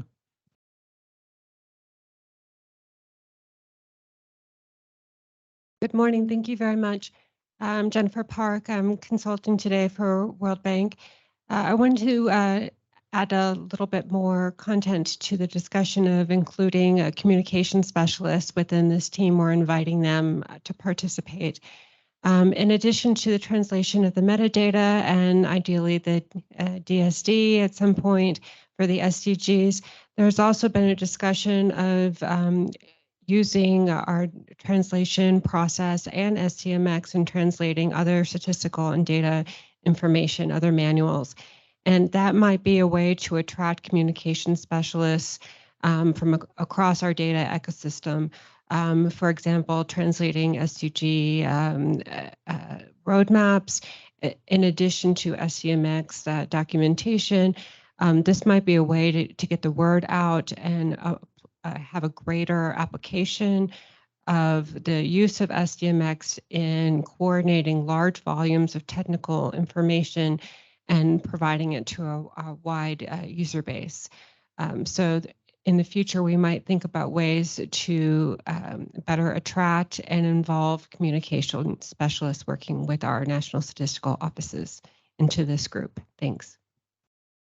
Okay, thank you, Jennifer. Other comments from the floor, either to respond to that or on another topic related to the SWOT? Yeah, please, at the back.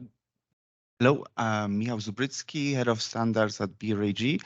I actually have a comment on the placement of the competing standards in the thread section, because I'm actually working with how I like to call them three major standards for data exchange: XBRL, ISO 20022, and SDMX. And I never actually considered them as competitive. I was actually looking at them like, SDMX is well or better advanced in many areas than XBRL and ISO 20022, and the similarly works the other way around. I would rather treat this as an opportunity so that we can actually look at the other communities and the work that they are doing in an effort to actually improve the standards interchangeably. So that's just a comment from my side. Thank you. Okay, thank you. We've probably got time for perhaps one more question or comment. Anyone from the panel want to make a remark? Okay, please.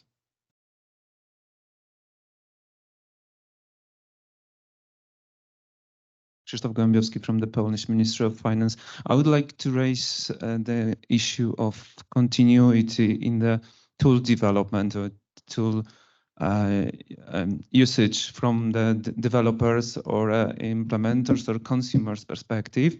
That would like to ask whether there is a kind of this issue having been discussed in in the community, whether how to keep the community of the tools being provided to the community to be not to break like interoperability with the for instance, if you rely on a software, right, if you become dependent on it.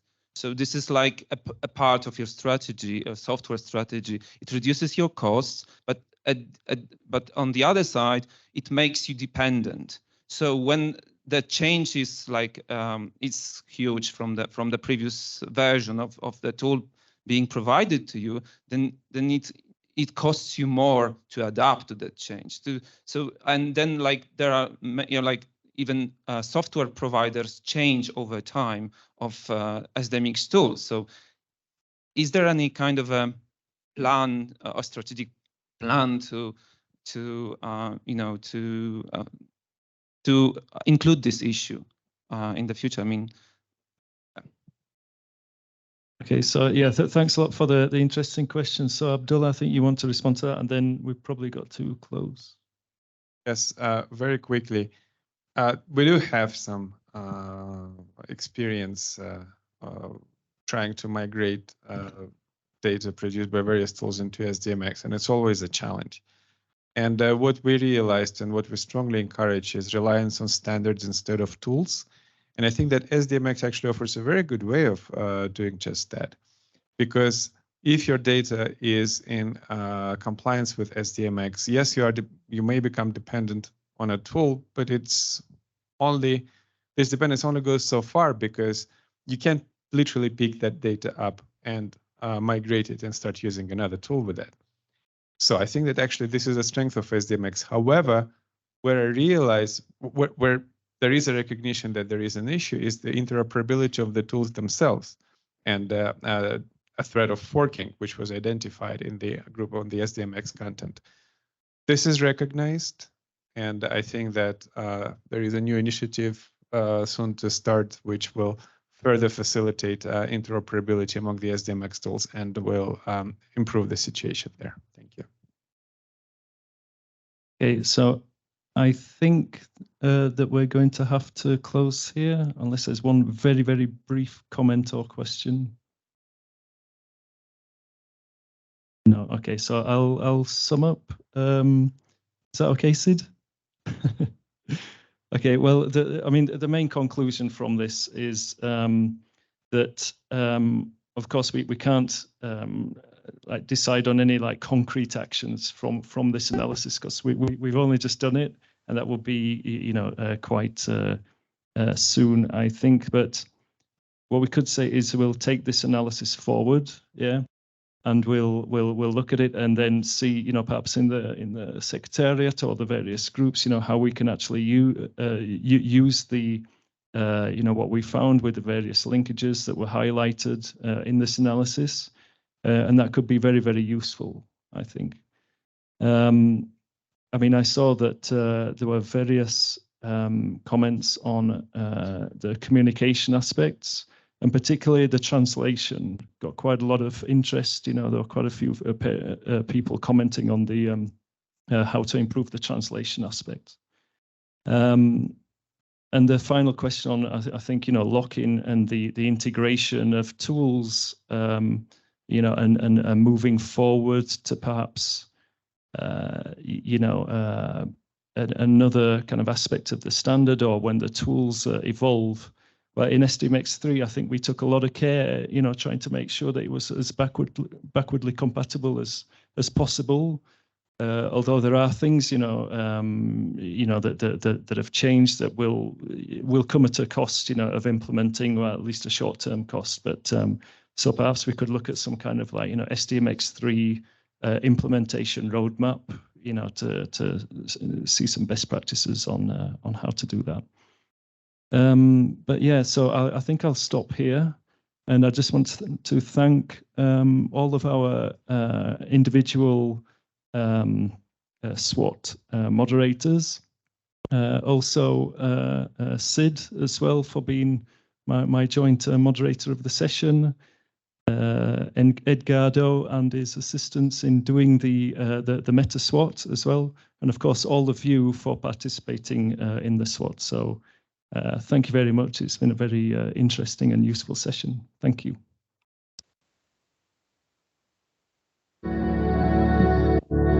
Thanks to all the participants who were part of this session number 1. We invite you to enjoy the meal that will take place in the garden area.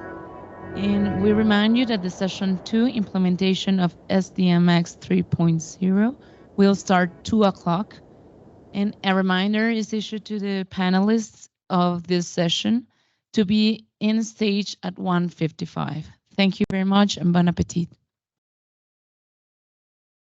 Remember that you have your ticket for every meal on your badge.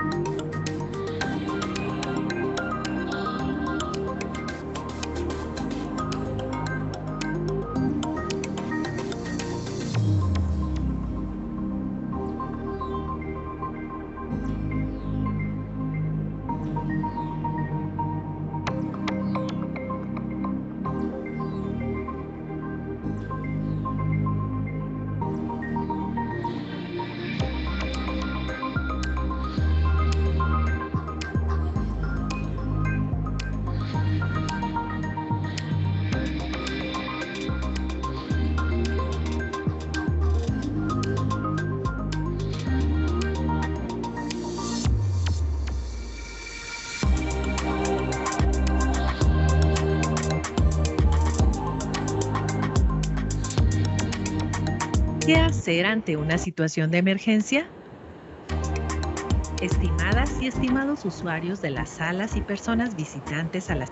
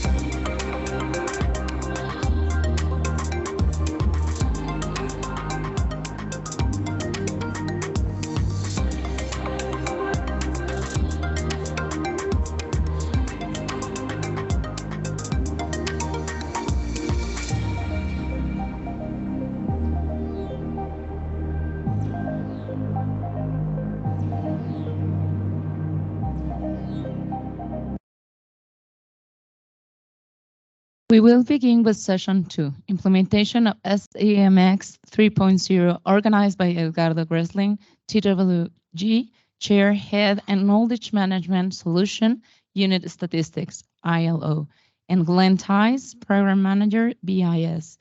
Edgardo has wide experience in statistical data processing, operation management, systems administration, and ICT business development. Since 2012, he participates in several committees and working groups for modernization of official statistics, represents the ILO at the UN Geospatial Network, and is currently the chair of the SDMX Technical Working Group. Glenn is a computer scientist by profession. He spent 10 years at the BBC, the UK's public broadcaster, as IT director before moving to London Public Transport Authority. He leads development of the SDMX software and advisory businesses at Metadata Technology and project managed the SDMX 3.0 release on behalf of the SDMX sponsors. Edgardo, Glenn, the floor is yours. Okay, thank you. Well, hello again. This afternoon session, we will start talking about SDMX 3.0. You know, the new version of the standard has been released a bit more than a year ago in September 2021. And now the idea of this session is to explore the advance in the implementation of the standard and the challenges that the different implementers has shared. But I will start by giving a briefing on SDMX 3.0 very quickly. The first thing,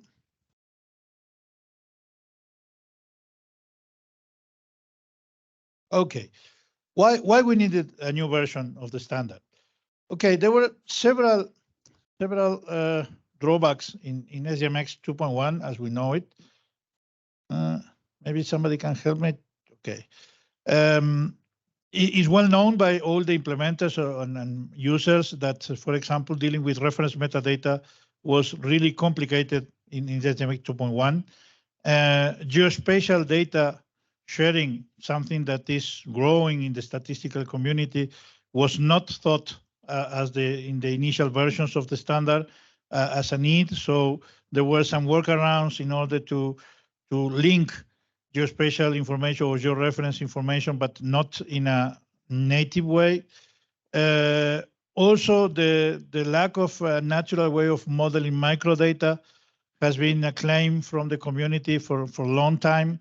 Code list extension, something that as a concept is quite easy to understand the need of adding new codes to a code list that already exists, looks something natural. Well, in SDMX 2.1, that is a real problem and has been creating a separate code list. The versioning of SDMX, that is, of course, very important to ensure the consistency of the data model, actually become a nightmare when having to deal with the precedence of the dependencies on the change of version of different artifacts. Mapping structures was really hard to use. Multiple hierarchies was possible to be implemented among the different artifacts, but really complicated to implement. Also, a number of requests from the different users in order to improve the capacities of the API to make queries more friendly and more powerful. So what has been the new features? Well, basically those that come to facilitate and implement all these drawbacks. We have improved the exchange of reference metadata, making it easier and more natural. It has been added support for geospatial information with a geospatial data type, so the most natural way of doing it. There are a number of new features thought as to make it easier to support microdata.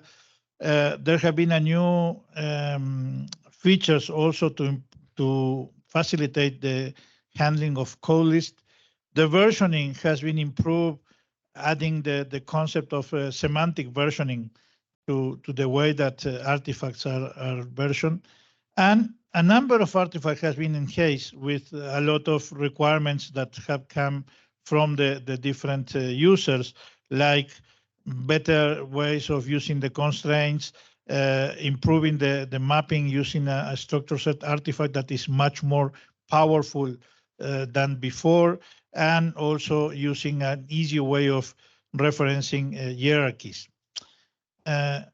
Last but not least, also the SDMX API has been improved a lot with a number of new possibilities to query for data.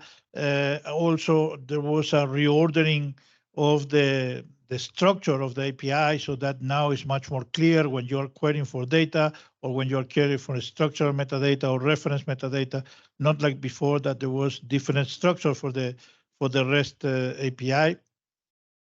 And also, in order to facilitate the use of the standard, some obsolete formats and even the SOAP API has been deprecated so that we have a more concise standard. It worth mentioning that all these new, most of the new features are somehow coming to fulfill the requirements of the roadmap 2020 that also has been included in the roadmap 2025, in the sense of making the use of SDMX easier, and also implement allow SDMX to modernize the statistical processing. So what we have now in SDMX 3.0 should be possible to do, and I put should be because in the coming presentations we will see if it is really possible or not.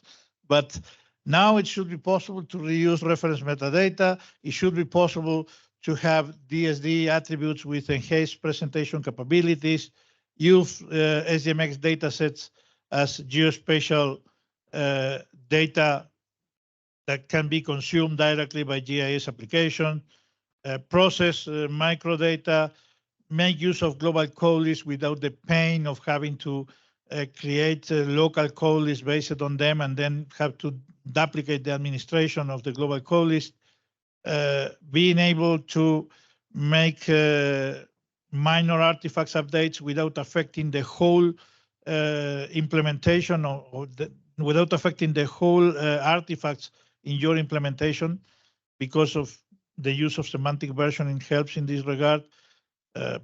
Structure sets made simpler, hierarchies made simpler, annotations to drive processes and data visualization. More intelligent queries are not possible, and it's even possible to retrieve data from multiple data flows at once, because now it will be possible, for example, to address a DSD that is shared by several data flows to retrieve the data.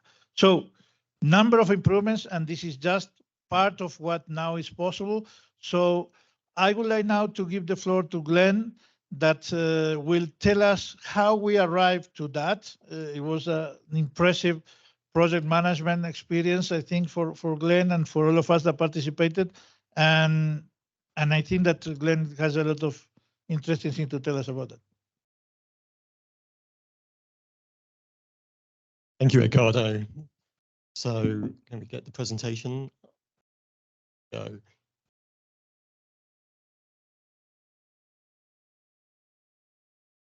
Turn it on. There we go. Right.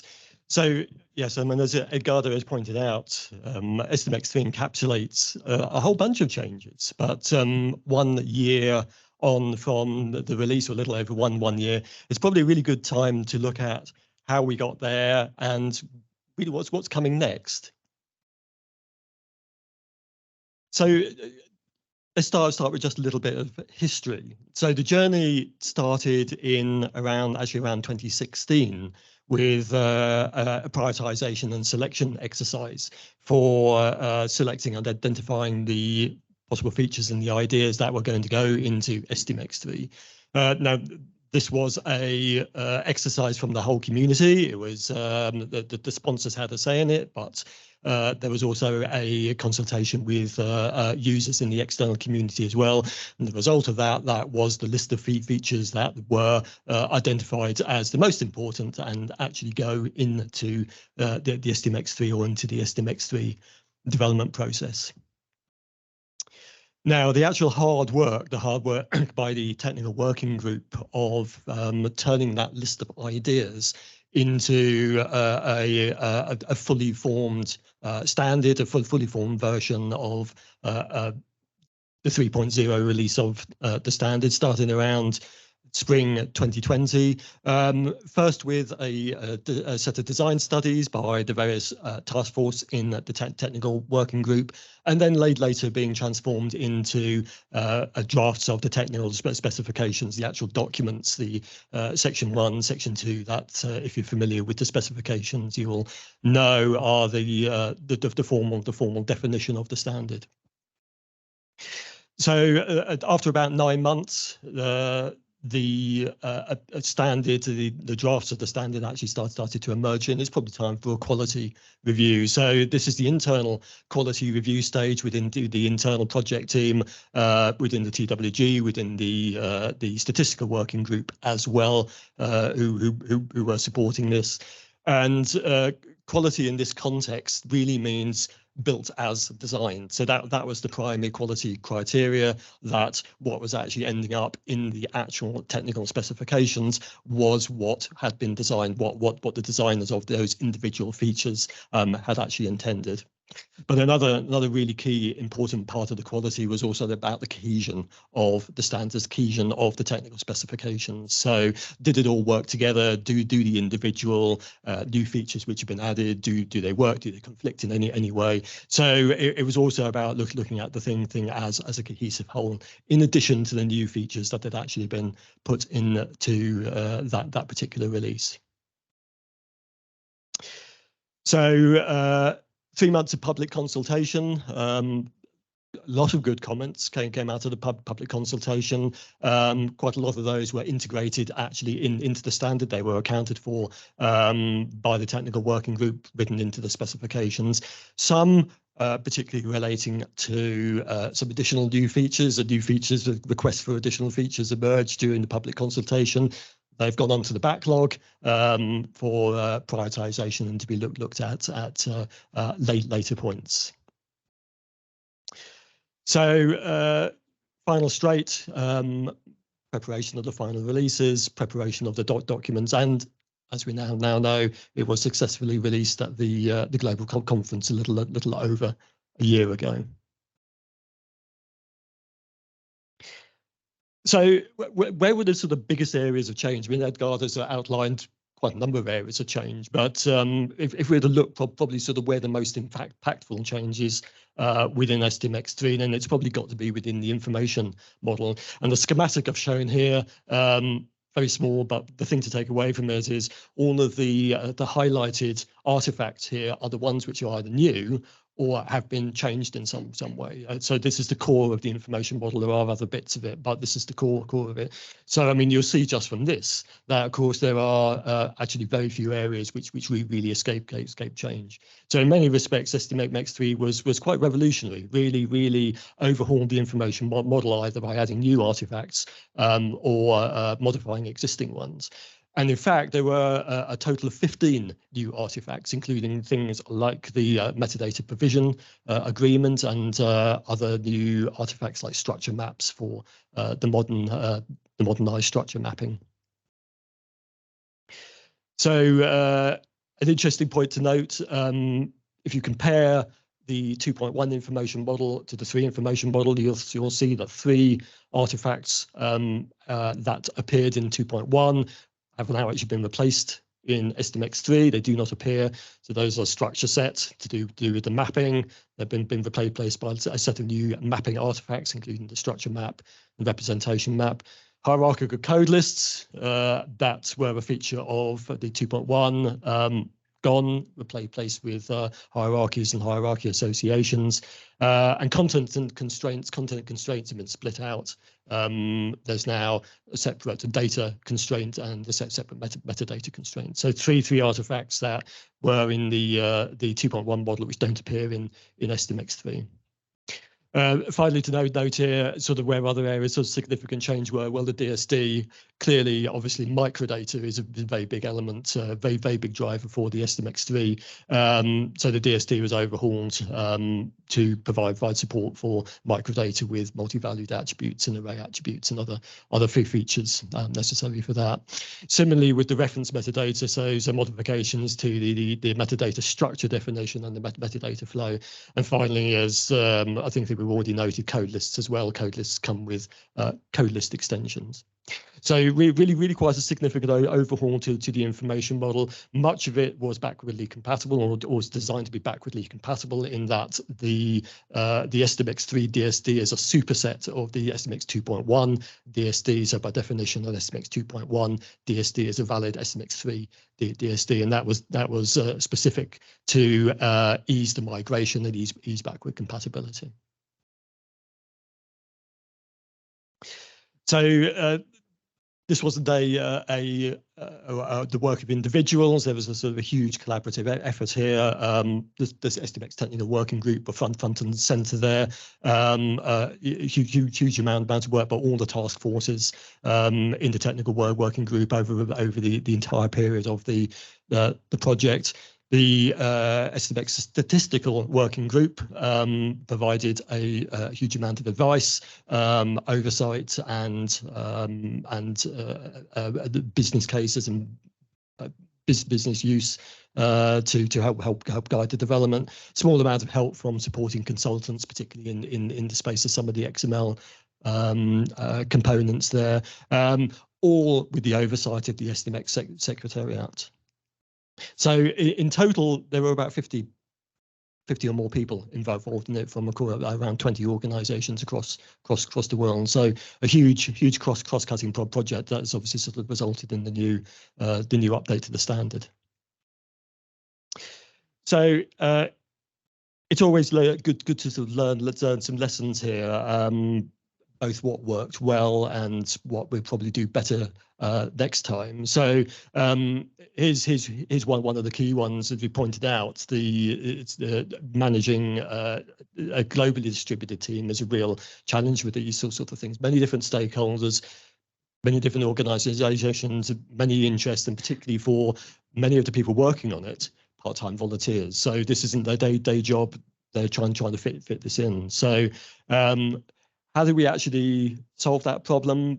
Well, one of the key tools here were weekly conference calls, weekly design conference calls. And they work really well, relatively short calls, opportunity for discussion, opportunity to reach consensus, avoid all of the email conversations as well. So that worked really well.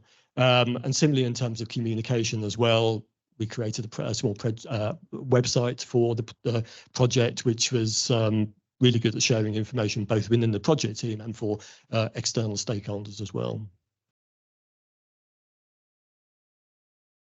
So we saw on the previous slide there that the main body of the work for taking that sort of set of ideas, that set of options which were to go into the SDMX3 standard and turn those into a really solid specification. We only had about 18 months to do that, and as we've already seen, 3 months of that was public consultation, and then there were periods of quality and things. So that was really quite tough.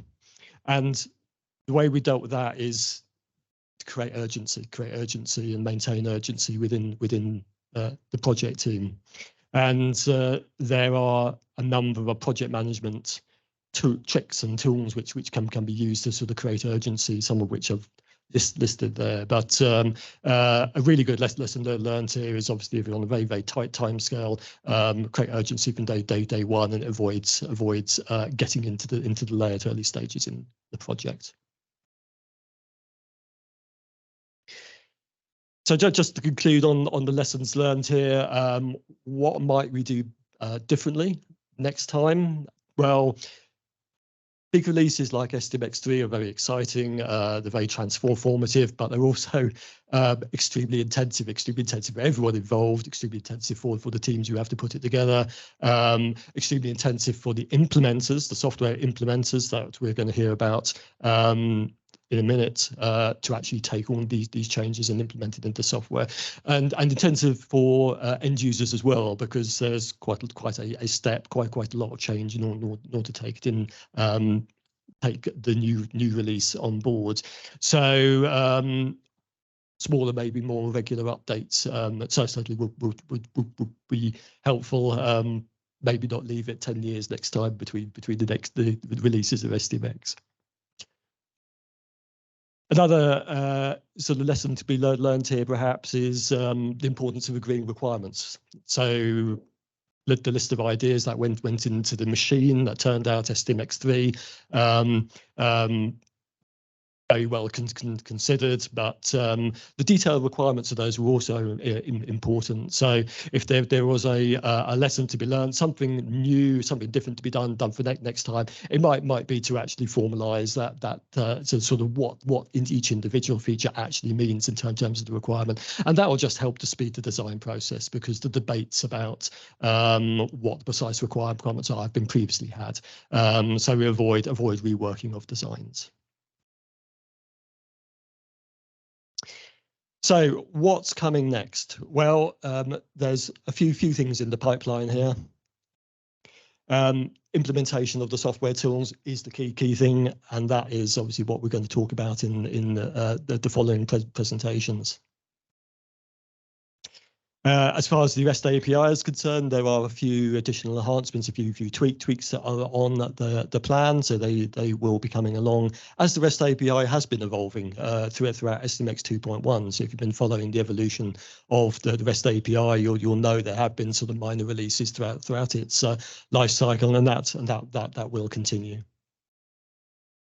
We haven't forgotten about the need to take the technical specifications and put those online, get them out of the PDF documents, put them into some searchable format. So that is ongoing, and there's a specific task force within the technical working group dedicated to that. The ISO standard is also ongoing. That's a slow process. ISO does not work very quickly at all, so that is ongoing and will come to a conclusion at some point.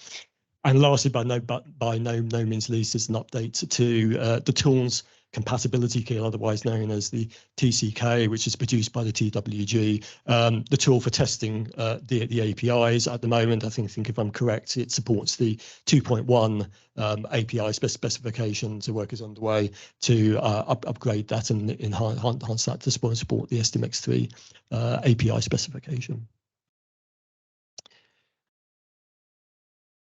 So that was the overview of where we started with SDMX3 and sort of where we actually sort of now going with it. So bear with me 1 second. Here we go.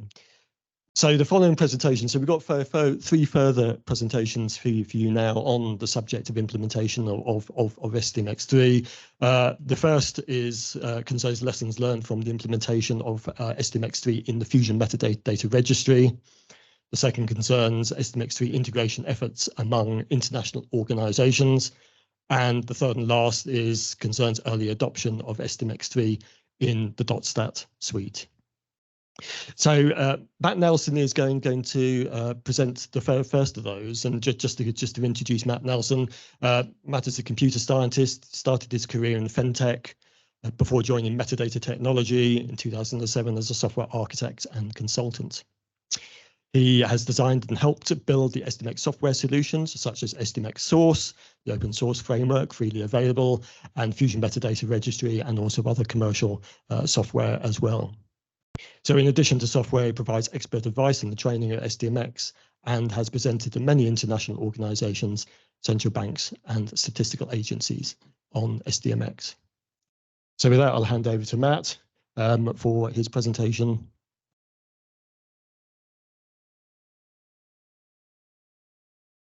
Okay, thank you, Glenn.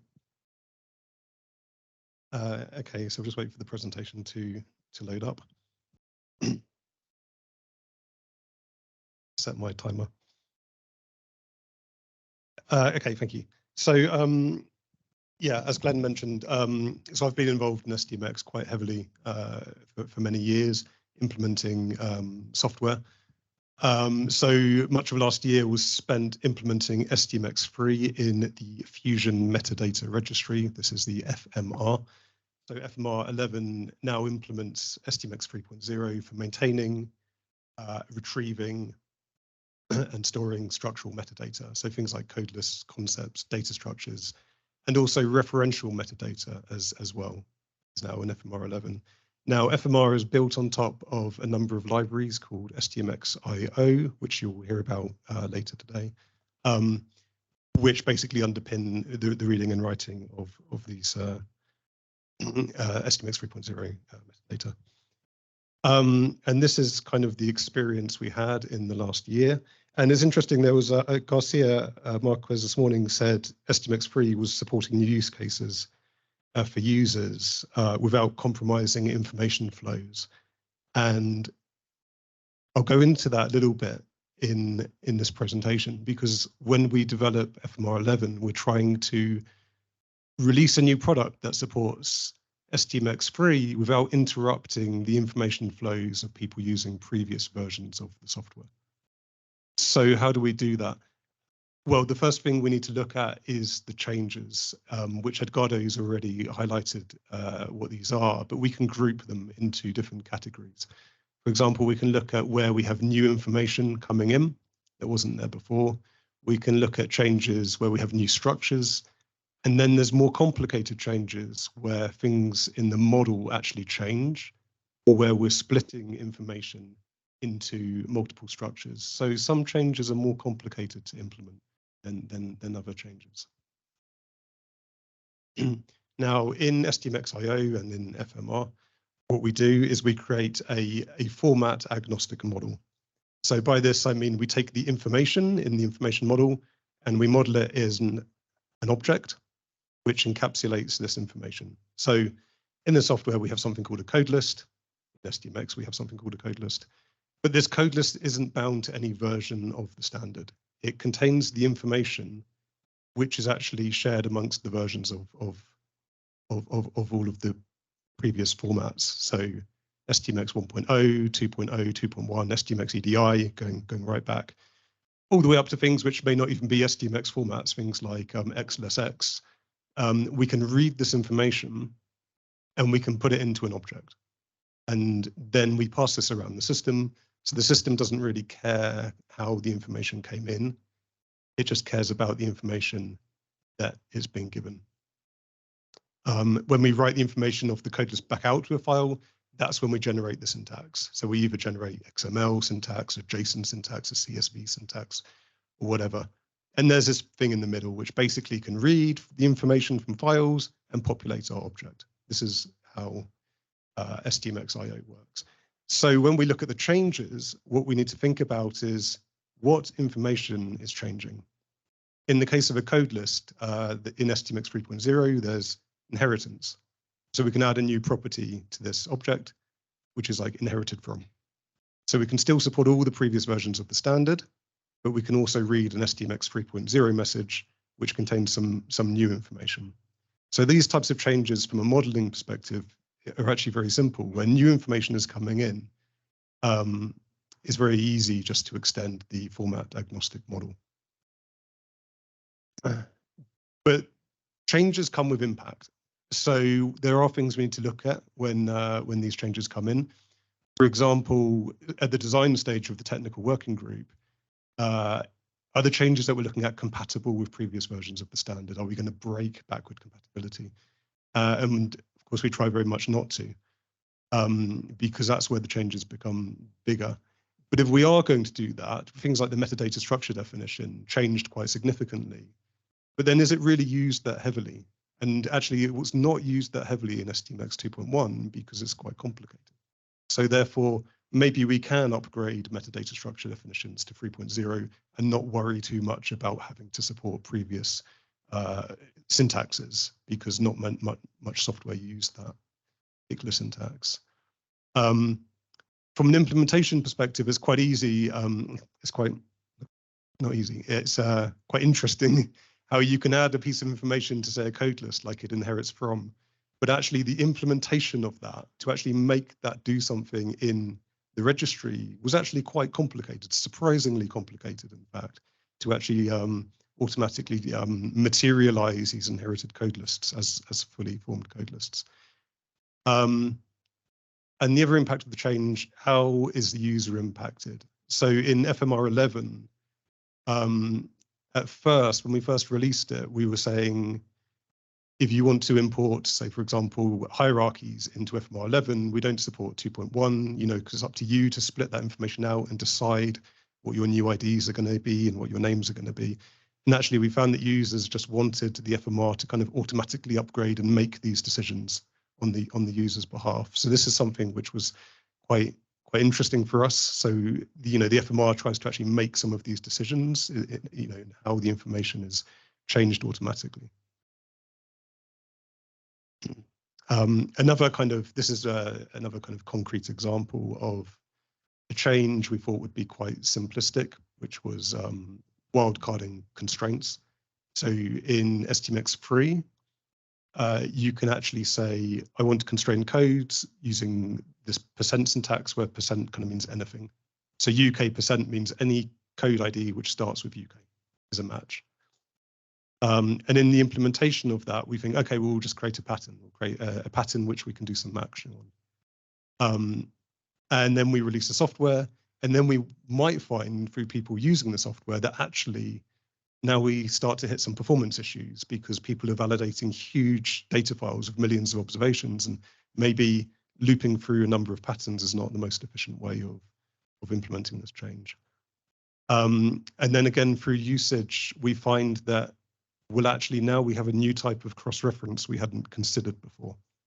Because when people query for a code in a code list like UK1 or UK2 or UKX, whatever, and they say, and we want to know who uses this code, well, actually it's used by this constraint, but this is a new type of reference which we've never encountered before, because the reference from the constraint to the code kind of changes as the code list changes. So there's kind of what we consider to be simple changes are actually can be quite complicated in the actual implementation of the software.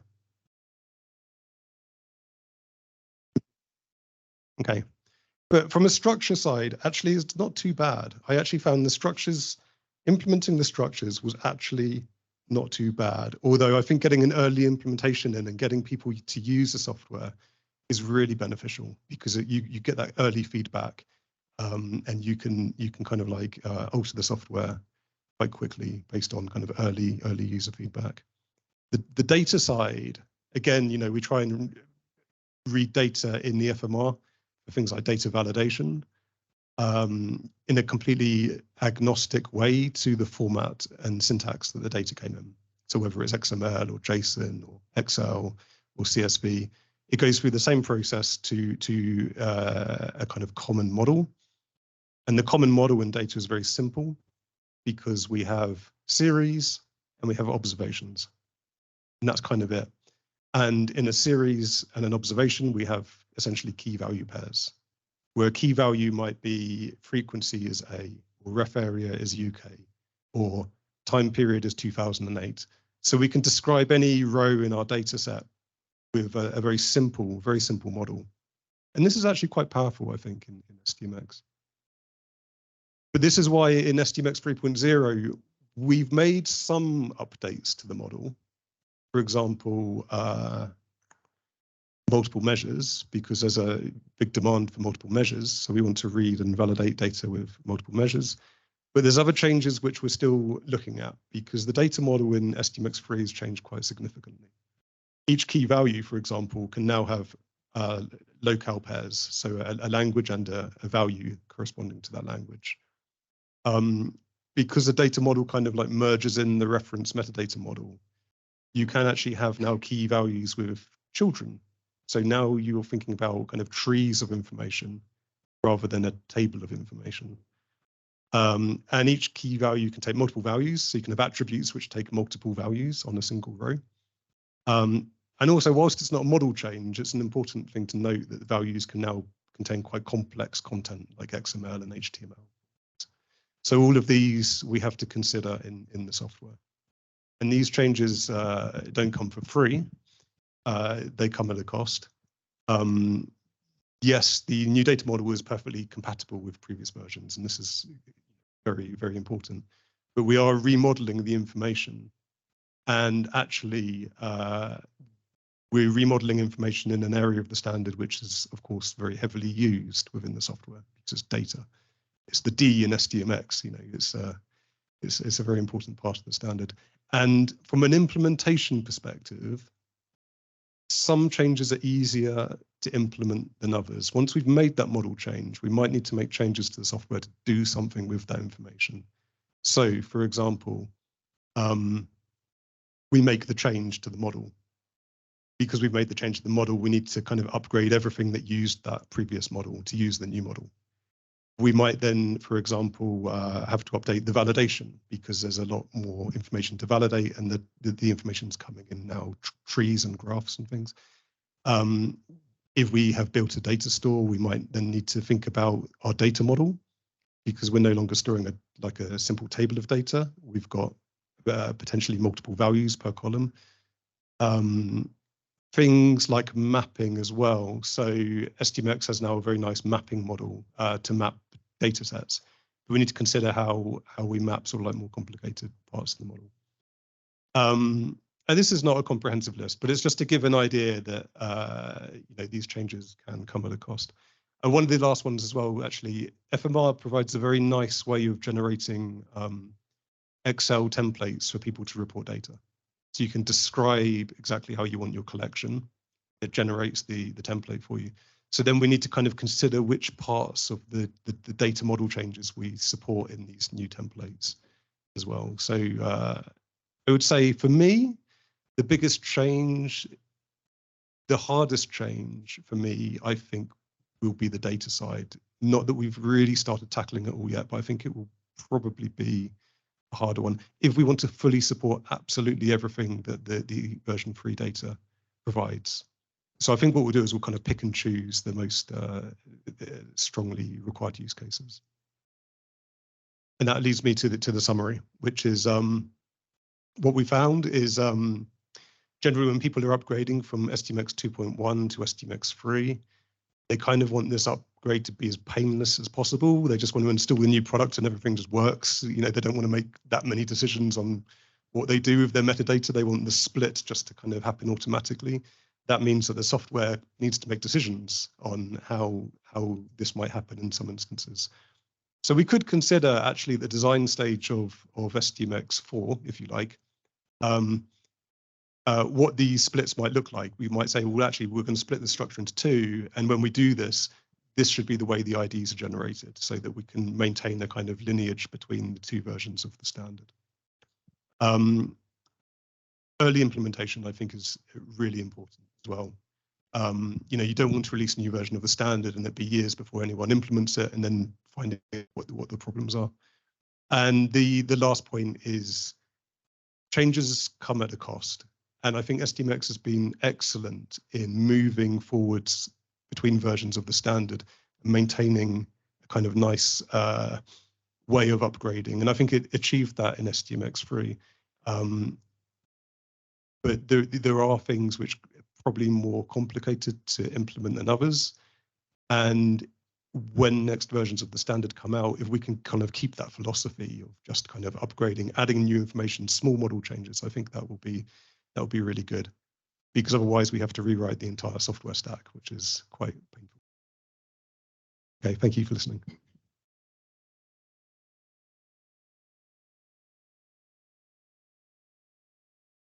Thank you, Matt, for this clear presentation.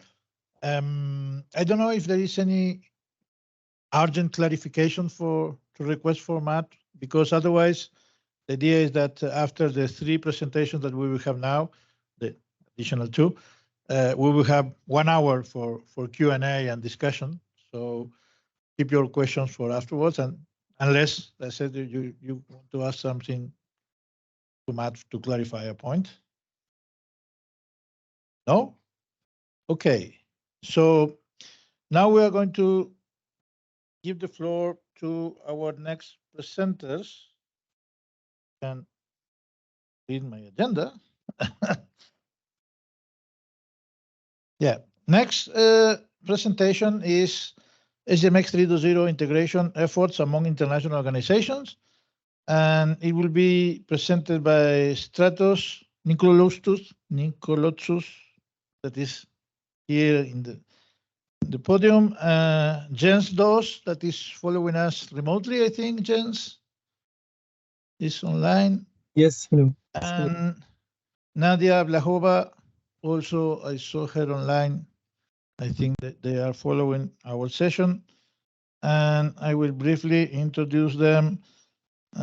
Let's start with Nadia, graduated from the UNWE University in Bulgaria with a bachelor's degree in software development and a master's degree in business informatics. She joined Eurostat in 2010 after working for 6 years in the National Administration of Bulgaria as a software developer, currently having the role of a team leader of the Data Exchange Solutions team and IT project manager for the SDMX software. Within the role, responsible for the development of the SDMX Array, SDMX Converter, and Census Hub. She's a member of the SDMX TWG and leads the Task Force 6 dealing with SDMX tools, which develops solutions for testing the compliance and coverage of the RESTful SDMX web service, what we all know as the SDMX TCK. Then we have Jens. Jens Dos is leading the Smart Data Solutions team in the Statistics and Data Directorate of the OECD. He's been involved in a number of projects developing tools and platforms for the OECD statisticians over the past 21 years as a developer, architect, and team leader. In his current function, Jens is focusing on driving the DOSTA Suite project from a software architecture perspective. In this function, he led his team and the SISCC in adopting cutting-edge technologies from the world of agile development, DevOps, cloud, user-driven product management, and SDMX. Jens is chair of the architecture task force in the SISCC and co-chair of the SDMX TWG. Before joining the OECD, Jens started his career at Eurostat, where he was specialized in seasonal adjustment techniques and tools. Jens is a mathematician by education. And Stratos, present here. Stratos has joined the BIS in 2021 after 15 years working in the private sector on SDMX software, consulting and training. During that period, he has worked in SDMX-related projects for the BIS, Eurostat, the OECD, the ECB, among other organizations, participating also in the SDMX TWG for almost 10 years. Working for the BIS, Stratos has been involved in the preparation of SDMX 3.0, but also in other SDMX-related activities like modeling BIS datasets and MSDs and building the BIS SDMX data dictionary. Moreover, he has been working on publishing the FMR as an open source software. In that context, Stratos has been cooperating closely with other international organizations in order to rationalize the development effort put on SDMX 3.0 by promoting reusability and integration opportunities between SDMX tools. Since September 2022, Stratos is the deputy chair of the SDMX Secretariat. So I don't know who will start. Stratos, will you? Floor is yours. Thank you very much, Edgardo. And thank you all for being here. And I understand this is probably the worst part of the presentation after lunch, but yeah, let's hope we keep you awake. So yes, this presentation is going to be a joint presentation by Jens and Nadia, as Edgardo already said. I will start. I was the lucky one to be here, so I will hand over to Jens and Nadia on some slides at the end. specifically on the roadmaps. As you have seen, I've changed a bit the title, so it's integration efforts and roadmaps. And the importance of this is because it's also about aligning roadmaps between the organizations. So just a brief history. So, I mean, we've had enough history today, so I would just say the history in the context of our integration efforts. Because as you know, when you have heard, SDMX 3.0 was published in 2021. And one of the pillars that I think also Rafael mentioned in his welcoming speech was the modernization pillar. And for us, this was this is really interesting in the context of this presentation. So one of the pillars in the modernization pillar, actually one of the main issues that was trying to address was to prepare cloud-based reusable SDMX applications. And the objective was to lower costs of the SDMX implementation, because as you have, we have talked about it many times in the past, all organizations were implementing SDMX, but never in a coordinated fashion. So we had always redundancy and effort spent in implementing similar, not the same software. So following that statement of the modernization pillar, actually the TWG was assigned to follow and find a solution in that direction, and actually focused on two areas. So a reference SDMX implementation.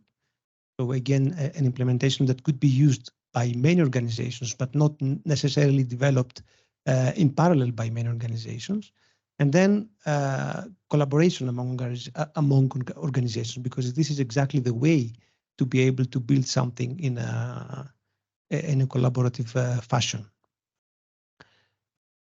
So, and this is where this effort started. Actually, in parallel with announcement of 3.0, the BIS, Eurostat, and the OECD announced their intention to collaborate in that context. So that was in the global conference during last September 2021.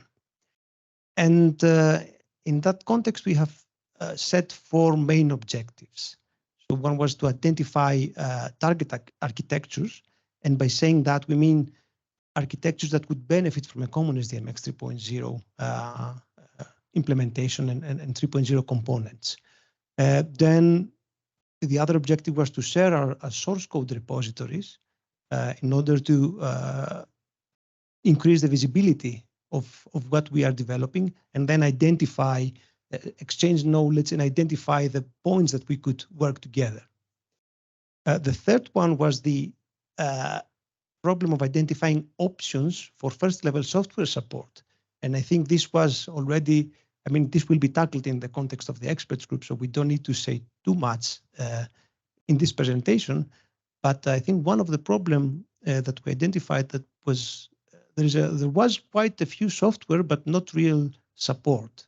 And in that sense, we also try to cooperate, and luckily we also have announced already once and will be announced again the SDMX user forum, which will help us with that objective. And finally, we agreed that we should try to align our SDMX 3.0 development roadmaps. And this is why I've added these roadmaps in the title slide. So let's see what happened, what has happened so far since the global conference. So we have worked in many different ways. So online with virtual meetings, but also with physical meetings in Paris, in Basel. And we have indeed worked on identifying those architectures and integration points. We have already shared our source code repositories, but not only among the 3 organizations, but also we made them available to other organizations interested into having a look and maybe even contributing in our efforts. And we have extensively discussed our roadmaps and shared our experiences so far. And the outcome of all this coordination was that we have set 2 main streams. So the first stream was the prioritization of the FMR. And this has become a really collaborative effort, because now FMR, as you know, is the starting from FMR 11 is our product, but we are not implementing it as a BIS, let's say, driven application anymore. But we have set up a 6-weekly prioritization meeting with primarily with the OECD and Eurostat, but we are also inviting other organizations. So, for example, the National Bank of Belgium, Statistics Switzerland. So we are trying to invite also people that are interested in FMR in order to collect user requirements and drive the development of the FMR. So this was one stream. And the other stream, in the context of the collaboration and also answering to what the TWG was asking us as organizations to do, was to prioritize an SDMX reference implementation. And yeah, this was also, I mean, this was also really tricky, and it's still tricky, and it needs a lot of effort, but I think that we have made quite some steps, and we will soon get there. So just as an example of what has happened so far in the context of those two streams, the first concerns the .stat suite versus the FMR. So as we realized, there was a demand for those two to work together, but we have identified in our discussions and in our coordination that there are a few problems, and I think on both sides of the applications in order to integrate. So, for example, the OECD .stat suite features the DLM, which is supposed to be working with multiple SDMX storages, but would not provide an editing UI to change structures before it pushes it back to the different spaces. So for those that have worked with .stat suite will know that there are different spaces that have different context of metadata. So that was what the DLM, what the DLM is trying to do already, but it lacked the UI. But then some of the organization involved in the .stat suite realized that the FMR would be a very good addition to this editing side of the metadata. But still, the current implementation of the BIS FMR provided a nice UI, but has its own storage, which would mean that it should store all the metadata for all the different spaces in a centralized manner. And although this might be good in some use cases, in the use case of the .stat suite, it was not the optimal solution. And that's actually why we try to find how to merge those. It's not actually merging, but integrate those two, I wouldn't say software tools, but software environments in order to achieve what the community needed when using the .stat suite, but also editing structures using the FMR. So from a requirements point of view, we would like to have an SDMX editing UI. We would like to have a tool that has not dedicated storage. It should be configured for multiple SDMX storages, so it can communicate with different storages and retrieve and push back structures. And it could also edit structure on demand. So, for example, it could query for a specific DSD with its code lists and only act upon those. So it does not necessarily has to access the database. And of course, it should be based on SDMX API. So this would be the protocol of communication between this UI with all the different storages. And this is where we came to the FMR workbench. Now, in my presentation, I already say under development, but I mean, I could say that we are very close to the beta version, if I may say. So I don't know if we won't discuss too much in the context of this experts group, but I think we are happy also to discuss if anyone is interested about the FMR workbench. It's something that was really interesting for us as well as a development. So that was the first stream. So the second stream had to do with the reference implementation, the SDMX reference implementation. And I put those two not acronyms, but let's say keywords in the title, because SDMX source is what most of the people having worked with the SDMX RI know, while SDMX core is the equivalent, let's say, library that is driving the FMR currently. So the objective that we wanted to reach was to have a reference implementation. And we have been discussing about how we can achieve that, because currently we have the FMR developed by the BIS, the SDMX source being extended and developed by Eurostat. But we noticed that since the SDMX core currently is already in 3.0, it would be good if we could replace the usage of the SDMX source Java version by the SDMX core, having already 3.0 support, and then help Eurostat and coordinate with Eurostat to evolve the .NET version into having SDMX 3.0 features. And this is what we have been discussing.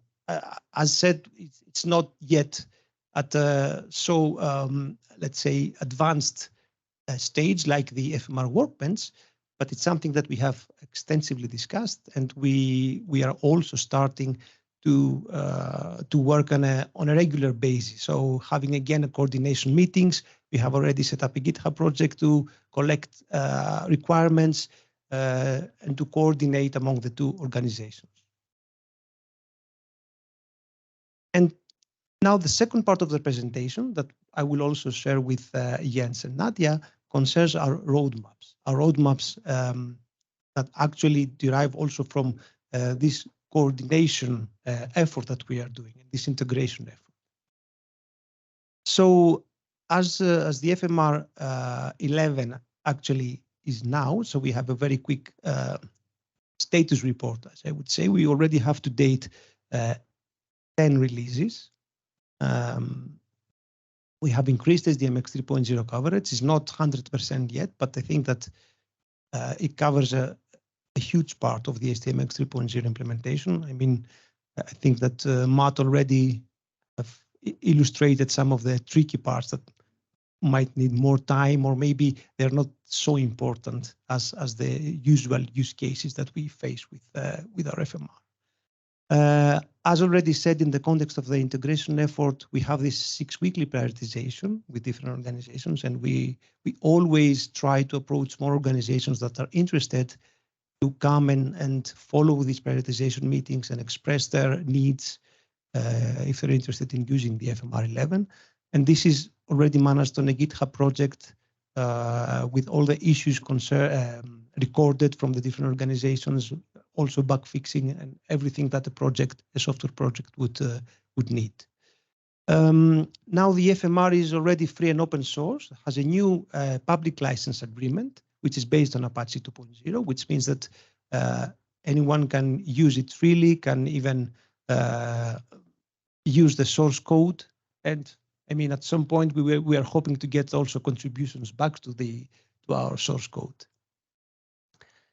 And what is interesting here is that we also have a new product page for the FMR, and this is the sdmx.io webpage. So we will talk about it a bit more in a while. So sdmx.io, I think you already heard the keyword in Matt's presentation, because this is also the root package of our development in SDMX 3.0. But also sdmx.io is a website that represents an ecosystem of open source tools. So not only tools, but also patterns, guidelines, learning material. So if you follow the sdmx.io link, you will find, of course, the FMR software, because it's, as we said, the features. It's the first product in that ecosystem. But the website in general is trying to follow also the needs of the users. So besides having the FMR, tries to provide material for users that would like to learn about SDMX. Tries also to set this coordination framework between organizations in order also to reduce the duplication of effort, and of course aims at improving the integration of open source tools. So ideally, we should be able at some point to have not only FMR, but many other applications that would be integrated. And of course, we are working hard to include more applications already. Of course, we have a set of partners, so you can also see that on the website. And Eurostat, OECD are the first ones. Also, we are collaborating with ACB in different SDMX topics. So we are hoping that we get more partners and more software in it. And we are hoping to build actually an ecosystem, an SDMX open source ecosystem for everyone. And finally, besides the articles, I mean, articles related to SDMX as always, might be business oriented or technical articles. You can also have, you can also find SDMX events, help and advice. Hopefully we will be able to provide advice that comes from the SDMX user forum, that as we said, will be officially introduced again in this experts group. And finally, we also promote events and webinars. I mean, we have already promoted some of our webinars around the FMR, but the idea is also to collect webinars that are SDMX related, not necessarily from the BIS only. And finally, the objective is to provide some e-learning courses. I mean, capacity building was always something that we needed in the SDMX community. So this is also a very important dimension in this effort. Now I have a couple of slides in the presentations that we do not need to go through. This is just for your information. You can find all the releases so far for FMR11 and also some priorities. But I think at this point, I would give the floor to Nadia to give us an idea of Eurostat's roadmap. So Nadia, over to you. Thank you, Stratos. First, good afternoon/evening to the participants of the 11th SDMX expert group. On behalf of Eurostat, I have the pleasure with the following few slides to give you a short overview of the portfolio of SDMX tools which are developed by Eurostat and its partner organizations, the governance models that we have put in place when it comes to Eurostat software, and of course, as already mentioned, the internal SDMX 3.0 implementation roadmap. So starting with the governance model, Eurostat has created and chaired an entity which is called Shared Tools Expert Group.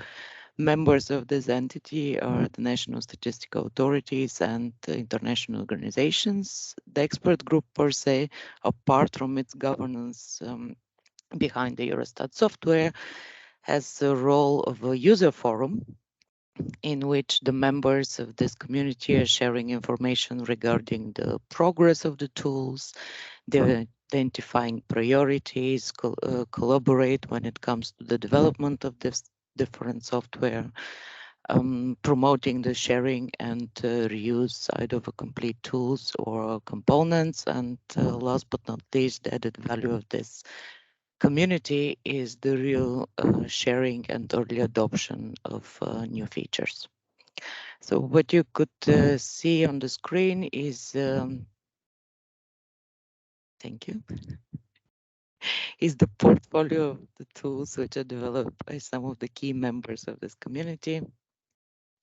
The majority of the tools that you see are published as open source software. They are free to use, reuse, adopt. They're covering different use cases when it comes to both data collector and data provider organizations. They're supporting different sub-processes under the GSPPM, completely based on the SDMX standard. And when it comes to the SDMX compliance part, they're following the registry and the web service specifications are as defined under SDMX. They implement the information model with a library that Stratos already mentioned, the SDMX source.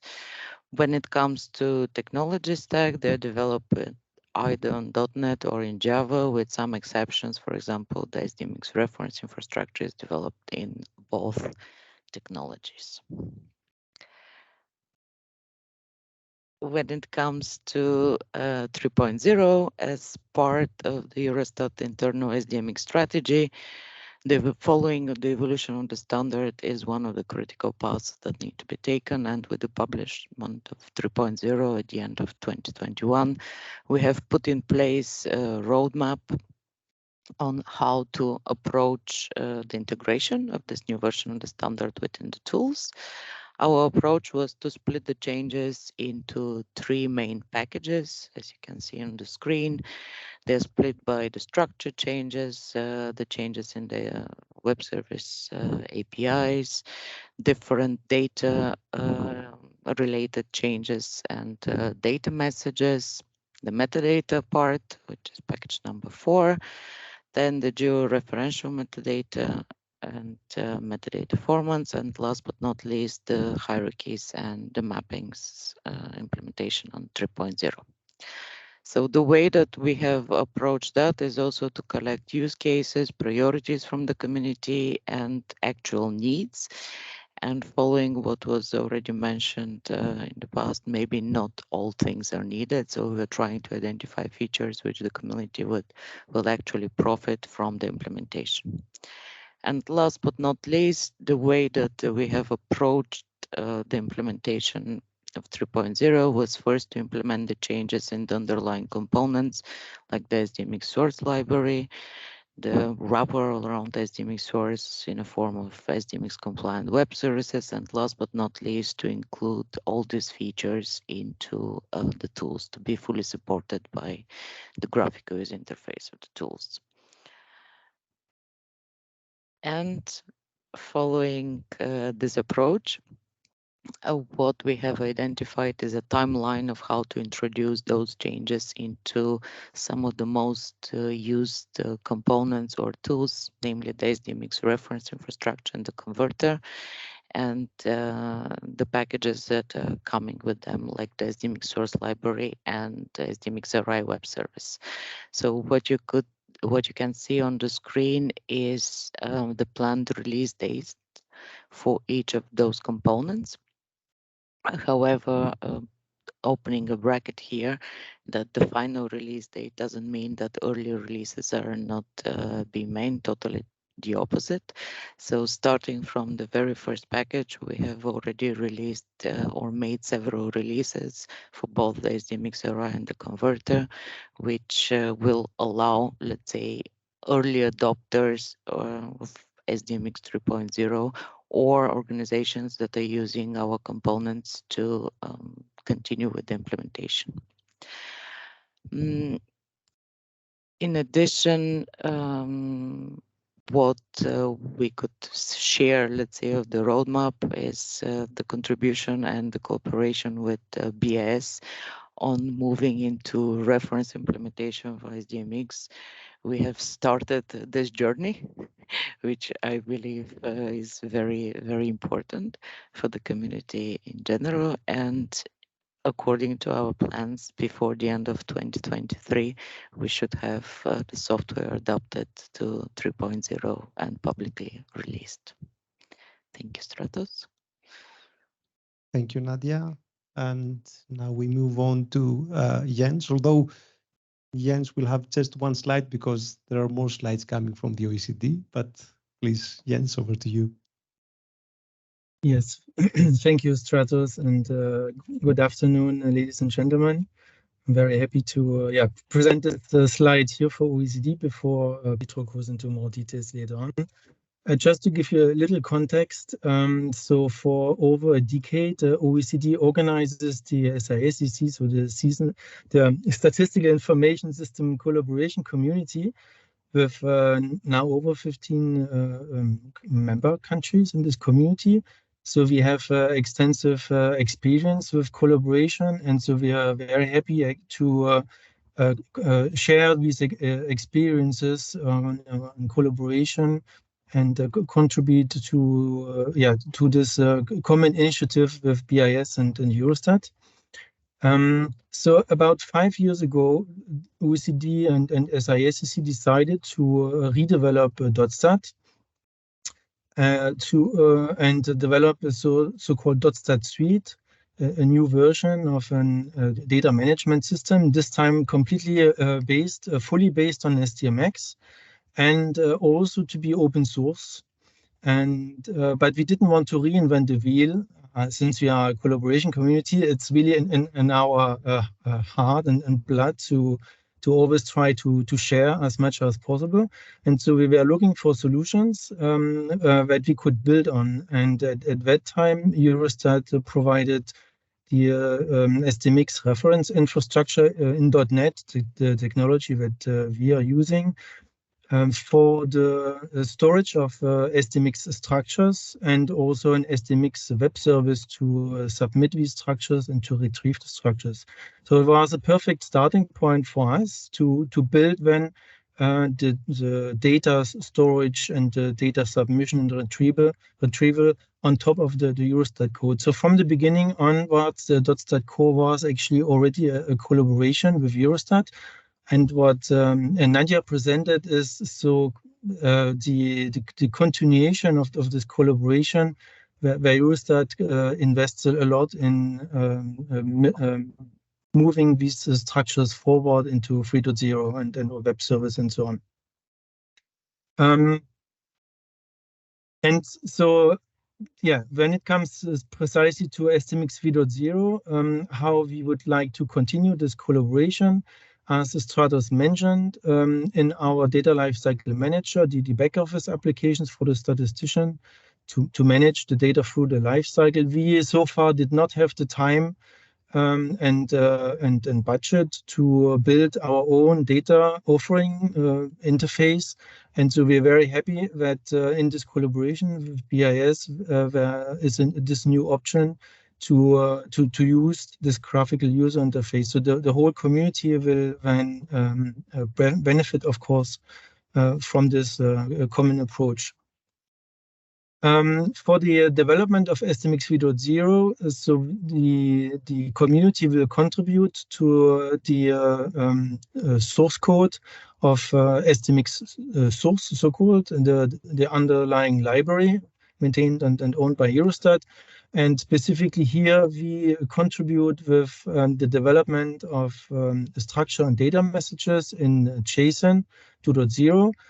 And Pedro later on will give you a little bit more context on exactly what we have already done on this site, and also the 2.0 SDMX CSV data message. So we contribute here also with real developments, and later on we are looking into also sharing the authorization management that exists already in .stat. That is actually also based on an original implementation by Eurostat, but extended. So the extension would become available to Eurostat. And yeah, our vice versa, we then profit from all these developments in 3.0 to reuse the components.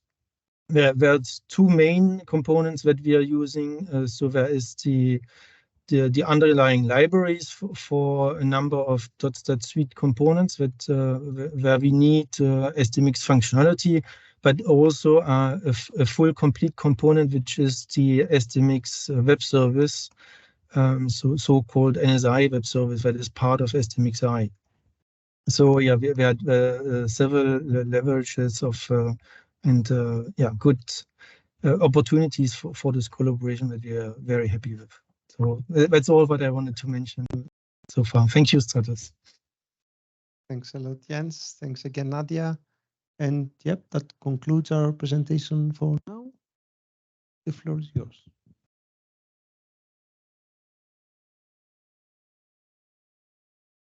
Thank you very much for the three of you. Again, the same question, any clarification, urgent doubt? Don't want anybody to get crazy because oh. Okay, so let's go for the third presentation. That is about early adoption of SDMX 3.0 in the .stat Suite project. And that would be a shared presentation by Jens Dos, again, the same Jens that I already presented a few minutes ago, and Pedro Carranza. Pedro is here. And introduce Pedro.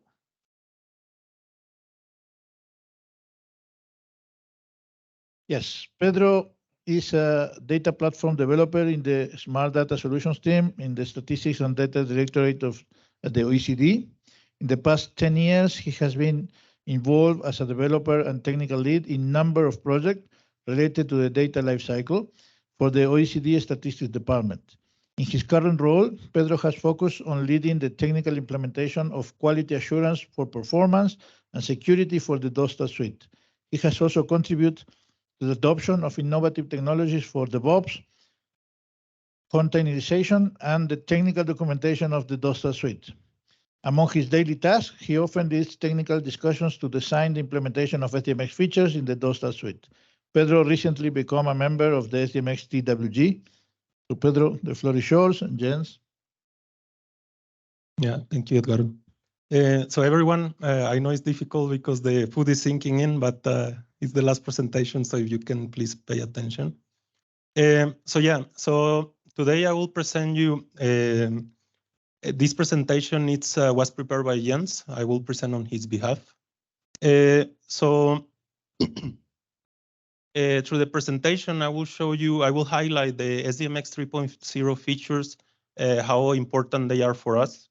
It is important to highlight that this work is in collaboration with Eurostat. We have dependencies on their tools. We have dependencies on the libraries. The main objective of this presentation is to show you how we have already implemented some of the SDMX 3.0 features using mainly the SDMX 2.1 while we wait on the SDMX 3.0 features to become available. I will show you how we are using them at the moment. Yes. So yeah, first of all, this is our roadmap of SDMX 3.0 related features. In green, these are features that we already developed. So the Data Explorer hierarchical code list, referential metadata management, and data CRUD operations. On the right, in orange, you have SDMX features that are really important for us, and we are planning on adopting in the near future. I won't go into detail what they are. The one in the bottom about BTL, although this one is not, it was already part of the 2.1. We added it here because it's one of the newest additions to 2.1.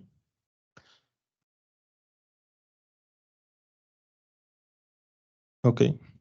So yeah, now I will go into detail on the green points, the features that we already implemented, how we are using them, and how we went ahead. So first of all is the referential metadata and the CRUD operations. So this, as I said, this is a working collaboration with Eurostat. We are reusing the libraries of the SDMX source. So actually, some of these libraries, they are already of the SDMX 3.0. So what we use them for is, for example, the SDMX CSV. We use it for submission and retrieval of data and DSD linked referential metadata. This is part of the collaboration that Jens just mentioned in the previous presentation, which is we contributed with the development to Eurostat to have a common library that can be reused. About the SDMX JSON data message, for example, this one, our implementation, we use it for data and also referential metadata availability through annotations. And we also use it for the retrieval of referential metadata. We also use the SDMX REST 2.0 syntax, which is already part of the SDMX 3.0. And this one is partially developed. We contributed with the implementation of, let's say, the minimal needs for our business cases. So there is still to be extended here. Okay, so now I'm going to talk about the referential metadata, and this is the starting point. So we already, in the OECD, we already had a business need for referential metadata. This is our OECD DOSTAT system that has existed for long ago. This referential metadata was not based on SDMX, but I will explain you how it works. So what you're seeing here is basically dissemination a view of the data. But within the data, you see these little blue icons that they represent where there's a referential metadata attached to different levels. When the user clicks on one of them, you will see in the right panel that if there's referential metadata items, they were displayed here. They already had the need of, for example, the first one that you see there in the source of rich text or HTML. But again, this was based on non-SDMX. So we had to re-implement this in the new DOSTAT suite, but now using SDMX. And now I will go more from the modeling part, how we achieve this. So first of all, we reuse the SDMX 2.1 implementation while we wait for the SDMX 3.0 to become available. So we reuse the DSD and the MSD, but we lack of the connection between these objects. So at the moment, temporarily, we use an annotation in the DSD, which links to the MSD. Although in the 2.1, there's already a metadata target and the report, and this is not going to be part of the 3.0. So we don't use them at the moment. They are there, but we're not using them. But we do use the metadata attributes.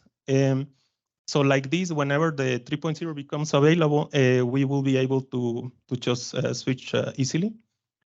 It's important to highlight that when we were analyzing the business need of the DOSTATs, the OECD DOSTAT, we went through a modeling a review of what we currently had previously. So we had 41 referential metadata items, again, not based on SDMX. And through this remodeling, we were able to make a smaller set of 17 referential metadata attributes now based on SDMX. So this hopefully makes this harmonization makes the life easier for statisticians. Now I will present you how, from the architecture point of view, how is the information flow on referential metadata. This might be interesting for some of you who has already asked me questions really technical about how we go ahead to make this, to achieve this. So first of all, as I mentioned, this is a collaborative work with Eurostat. We are reusing the SDMX database and the SDMX web service. This is called the NSI web service. So what we use the NSI web service for in the context of referential metadata is to download metadata using the SDMX CSV and SDMX JSON formats in the 2.1 and 3.0 format version, sorry. We also use it to upload and download structural information related to MSDs and DSDs. On the other side, we have the transfer service, which is part of the DOSTAT suite. And what we use it for is to be able to submit SDMX files in CSV to import referential metadata.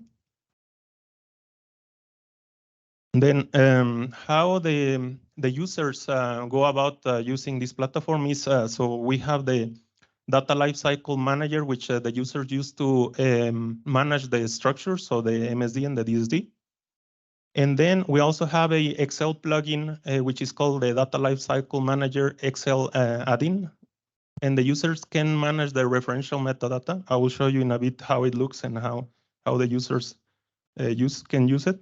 And then finally, how to retrieve and visualize the data. We have the Data Explorer and the data viewer, which you can visualize and download the data. And this all communicates back to the SDMX web service, the NSI web service from Eurostat. So now, this is how we will look for the normal users. So in the part of managing the referential metadata structures, in the data lifecycle, when the user browses through the DSDs, they can click on the feature that they can add referential metadata. This is a link that I told you that is a temporary workaround that we have to link the DSD between to the MSD. So once they click on this add referential metadata, the user will have a list of the MSDs available, and then the link will be created for them. Once the link is created, if you click on a specific DSD, you can see using the feature about related structures that the MSD appears. So this is the item in green. On the upload of referential metadata, this is an enhancement we did to the DLM. So now we can not only upload data, but also referential metadata.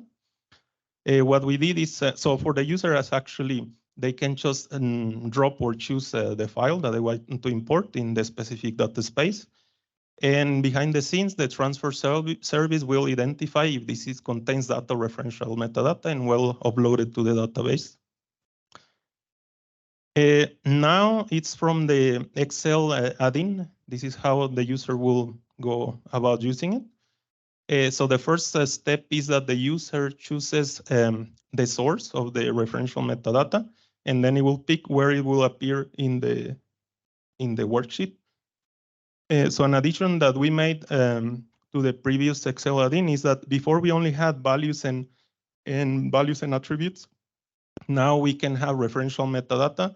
As you see, these are radio buttons, so you can only choose one of them. Otherwise, you will have to choose different worksheets to edit and download the referential metadata. Once the user confirms the source and so on, this is how it's displayed. So if you see actually the values, they look somehow like a CSV interpretation. Shows that you have another column, which is called the SID. This is kind of backward compatibility that we have that makes the user's life easier to understand what the series they're working with. Once you click on one of the columns or one of the cells, that contains referential metadata, on the top you have this edit button that once you click there, the panel will, this panel on the right will appear, and you have rich text editors that you can modify the referential metadata. As you see, they're really user-friendly. You can include the rich text. They are in multiple languages, so they hold multiple values. And you can see, for example, here, you can include even rich text or like HTML.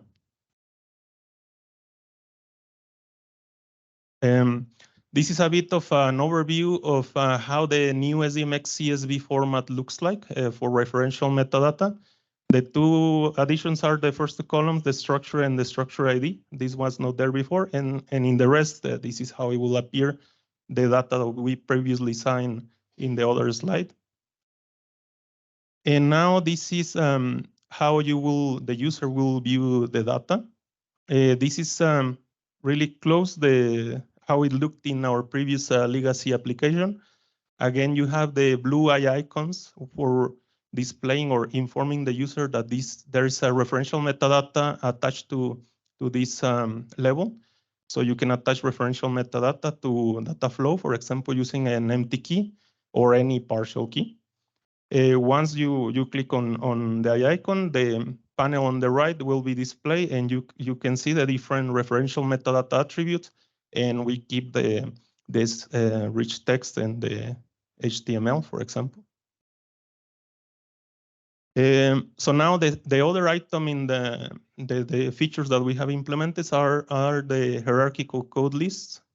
So again, this is the modeling part, how we achieved this feature. So we use, again, temporarily the SDMX 2.1 implementation. Why? Because we don't have at the moment the hierarchical link, this object that links together the data flow and the hierarchy. So what we did, again, is use an annotation in the data flow to make this link. So what it does is this link will identify that a dimension is linked to a hierarchy, and it can be displayed using a specific hierarchy. And this hierarchy can be, in case you need different languages, you can have different hierarchies linked. Again, this is the flow, how we achieve this from the technical perspective and the architecture of the systems. So again, we have these two components, the SDMX web service and the SDMX database from Eurostat. We use the NSI web service for upload and download of the architecture information of the data flow and the hierarchical code lists.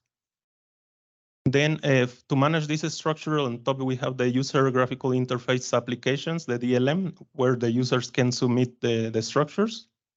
And in the other side, we have the Data Explorer to see such hierarchies and display them accordingly. And this is how it actually looks. So from the DLM perspective, when the user is managing the structures, you can see for a code list if it has attached a link to a hierarchical code list. So this is how it will be displayed. For the moment, we don't have a way to do the link. This one is achieved doing manually creating the file. So it's submitted and it's created for you. But I think the FMR is being used for this. I'm not sure. I don't remember exactly this part. And this is how it looks, a file with such annotation. So if you see this annotation, it's in the data flow. And here we have comma-separated URNs for a dimension and the hierarchical code list. And we can have multiple links like this. Now, how this is used. So right now we use a hierarchical code list for displaying purposes. There's other usages, for example, for aggregations. But in our case, we just use it to display data in specific ways. So in this case, for example, we have, if you see Canada and France are repeated, but behind the scenes, they are a flat code list. So the values are the same where they appear. And in the aggregates, there's the other values, but the hierarchical code list allows us to make this displayed of the same codes in different, appeared multiple times. And if needed, you can also display it in different languages. So now I will go back a bit to what was presented about the collaboration with Eurostat, BIS, and how we are reusing some of these components and some of the plans, or at least some options that we could go about the collaboration. This is a bit what Jens already showed. So this is the current status of the DOSTAT suite. This is the DOSTAT core. So we mainly have three components: the Data Explorer, the Data Life Cycle Manager, and the DOSTAT Suite core. So here I want to highlight the DOSTAT core. This one has components of Eurostat. It has, as I showed, the NSI web service, the database for the SDMX structures. And we also reuse the SDMX source, the .NET version. For the structured database, there's the SQL Server version, but also it exists I believe it's, I don't remember the version, MariaDB, I think. So we are looking into porting our service to this same version. And then the SDMX web service in .NET is the one that we are using at the moment. These two, the SDMX source and the web service, they exist in Java. And I think this is part of the collaboration with BIS on how we will become, they will work to collaborate together on these two versions. So now this is, these are the SDMX 3.0 features in the roadmap.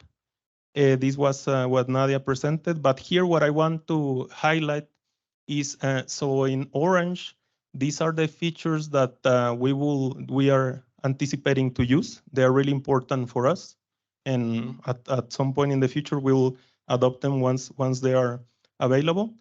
In the light blue, these are the SDMX 3.0 features that we have collaborated with Eurostat to either collaborate with code. Sometimes we have collaborated with performance improvements. Yes, yeah. And now this is really important. I would like to people to pay attention and would like to get your feedback afterwards on this. So this is the potential future collaboration that we can see at the technical level, how we can collaborate within each other. So at the moment, this is what we have in the DOSTAT suite. So in orange, these are the components that are part of the DOSTAT suite. And in blue, these are the Eurostat components. So from Eurostat, again, we are reusing the NSI web service for the structure management and data retrieval. Within here, you can see the SDMX source. We also use it within our tools. So we reuse the libraries within our tools. There's also the structure mapping, the database, and the authorization database for permission management. So this is what we have at the moment, and this is what we see in the future, how we can collaborate. Now I'm highlighting these components in orange because this BIS will probably maintain the Java version. Eurostat maintain the .NET translation, and we will reuse the .NET version. There's also a need to unify the permission management. So again, we know that probably BIS or Eurostat will maintain the Java API. Eurostat, sorry, will maintain the .NET API, and we will reuse the database and .NET API. So this was before, but in recent exchanges with Eurostat, actually, Eurostat started to harmonize the table for the permission management, and they are actually aligned with the table that we have currently, and that is already on the way. And also, we discussed a possible option that the Eurostat could reuse our authorization web service. This is all potential, but they were happy to reuse it. Why? Because they don't need to maintain two versions with .NET and Java. They are happily to reuse the .NET because using it through the web API, and no need to maintain different versions of the database either. So if this is true and this becomes like that, and there's no need to maintain two web services, we can use the authorization web service. And now the access of to the database management will be through the web API level, not to the database directly. If this is the case, so the DOSTAT suite, we will maintain the .NET authorization web service and the SQL database. And both BIS and Eurostat will reuse the DOSTAT authorization web service, and probably Eurostat could maintain the Oracle database. This is all potential collaboration work. Now, what we were hearing is that there's a need also to unify the structured storage between the NSI web service and the FMR. So if this becomes like this, as the DOSTAT suite, we will happily adopt to whatever common database it is to reuse it. So BIS will maintain the database in Java API. Eurostat will maintain the .NET API, and us, we will reuse the whatever database is decided in the .NET API. And again, what Jens was referring, that we have a need or a lack of a structure editing tool, and we will probably adopt the FMR for structure editing. This will be maintained by BIS. Eurostat will reuse the same application, and us, we will also reuse it. And just a bit farther, right now there's a lack of SDMX source libraries in JavaScript. This can be an opportunity to also create a common library that can be reused. If it exists, our front-end applications could also reuse this. So there's an opportunity of collaboration in that part. So that's all. I'm happy to receive feedback either here or after the session. I will be interested in hearing your opinions and your point of view. Thank you.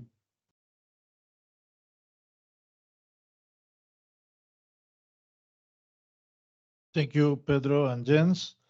So now I think it's time for a break. So let's come back in 15 minutes, 10 to, 5 to 4. And we will have, I hope, a fruitful discussion about the early implementation of SDMX 3.0 and the way forward. Okay, thanks.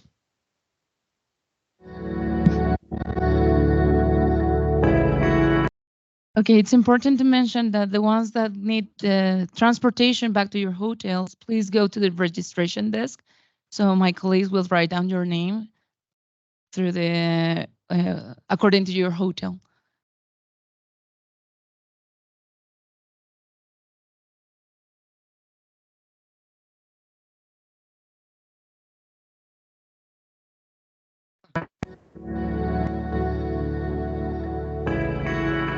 We just need to know how many persons are in each of the 4 hotels that the nearby ones that were in the website. It's La Noria, Quinta Real, Fiesta Inn, and Hampton. If you are in those hotels and you need the shuttle, please tell them in the registration desk, please.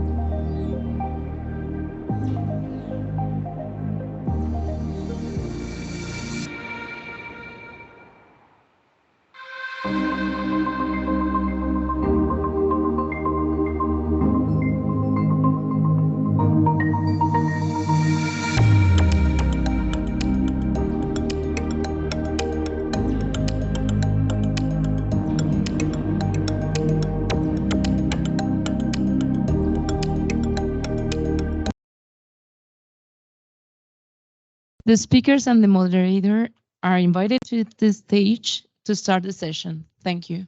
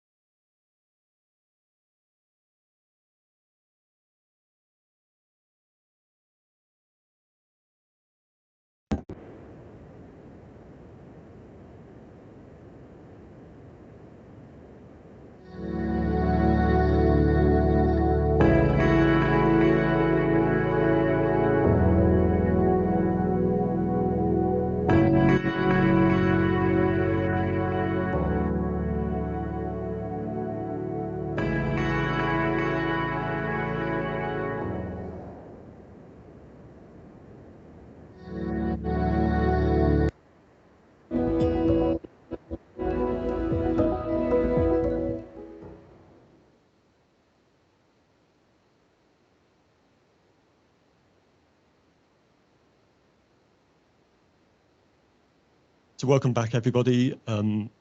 This is the very last session. So prior to the coffee break, we had 3 very interesting presentations on the subject of SDMX3 and integrating SDMX3 into the software tools. So the last session here is really a question and answer session and a discussion session. So we'll start by opening the floor to questions from the participating audience. So are there any questions from any of the presentations that we had earlier on today?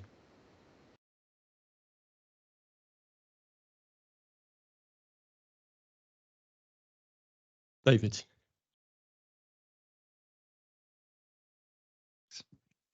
Yeah, so thanks a lot to the presenters, very interesting. So just a question on SDMX source. So I understand it's going to be like redeveloped. There seems to be several plans, but are they concrete plans? I mean, because now we have several communities, and we have a new community, SDMX.io. So under which auspices will SDMX source actually be redeveloped, and what will be the governance of it? Because it's been around for quite some time, and I always kind of asked that before, like who actually kind of controls SDMX source, and how would it actually evolve? So yeah, that's my question. Okay, thanks, David. I'll try to respond to that. From the governance point of view, we have to keep in mind that the idea is whatever we do to report back to the TWT, because this is where it comes from. But also have in mind that it's not about redeveloping the SDMX source, because we have a new, an SDMX source-based library that is now developed already for the FMR for 3.0, which is in Java.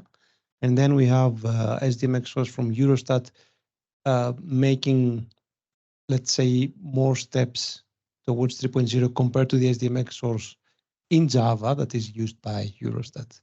And currently, what we have been doing is sharing the FMR core library with Eurostat to make an early assessment of if this could be replacing their existing SDMX source Java, with the ultimate goal to maintain only the Java side from the BIS and then the .NET side from Eurostat. So I don't think we will have just one specific governance scheme in that context, because we are setting up these coordination meetings, and for now it would be between Eurostat and the BIS, but I don't think we would not welcome more organizations having a say on the features that should be added, because there is a long way to implementing all the SDMX 3.0 features. Even if the FMR supports many of them, there are more to be implemented. So the idea is that we, first of all, make sure that we have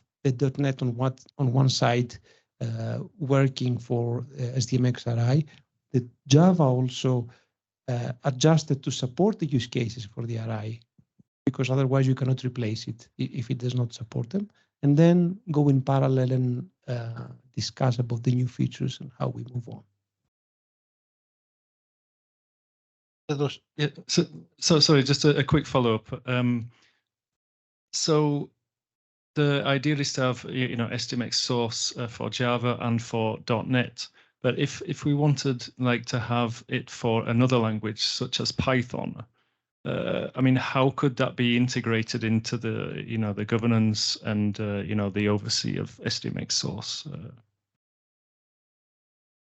If I may, that is what exactly I wanted to add. That I think that there's a difference in this approach that we are seeing now.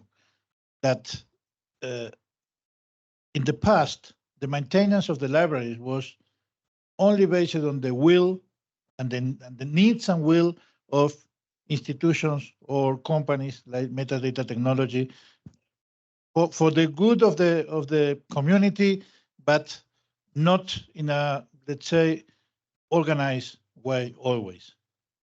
The difference is that now the Secretariat has taken the responsibility of promoting the existence of a reference infrastructure or reference implementation of SDMX 3.0 that has been delegated to BIS and Eurostat in this first stage. I cannot tell you how it will evolve in the future yet, but at least now there's a recognition of the need to have a reference implementation that perhaps in the future will also evolve towards having other languages. Python, I remember that JavaScript was also mentioned as a possible need. So yes, that is on the table. But I think that there is a difference in how we are now approaching this reference implementation compared to what used to be in the past, the maintenance of SDMX rules.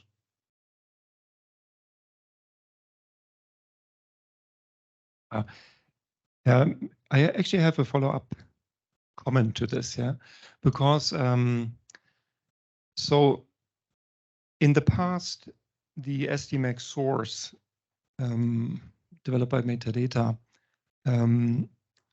was basically public good, but there was no organization who was really promoting it. It was basically, yes, we basically financed some of the development. It was part of the metadata technology side, but this has changed for the BS. The BS just recently launched this new program, BS Open Tech, where our management committed to creating public goods, and SDMX source or FMR is basically one of the products which we develop under this program going forward. Now, when it comes to governance, I'm convinced that every software tool actually needs an organization as an owner. You cannot have, let's say, the TWG, for example, or a task force there to be the owner of the software, because eventually, with .stat or FMR, if there are problems, fixes, prioritizations, you need one institution who actually makes the decisions at the end, because and also gives sufficient first level support on the software. However, I think when it comes to the roadmap, to the strategy, the vision, I think there, what we want from a BIS perspective for the Java version of SDMX source is a link into the Secretariat. I'm completely convinced about this. And when you look at the SDMX.io governance on the website, actually there is a link into the Secretariat. Now, how this link should look like over the next couple of months, that's something we can shape. At the moment, it's just for information and, we meet and prioritize. But I'm also quite open to have maybe a little bit more descriptive governance here, where basically the technical working group in a consensus agrees on a roadmap, prioritization of features, which we then actually take over to implement, but we are still the owner of the product from a BS perspective. I don't know, Nadia, if you want to say maybe a few words for the .NET version of SDMX source going forward, how you see it. But this is basically how I see it from a BIS perspective. Yeah. So very happy to have the SDMX community in the governance structure involved and how exactly we can see.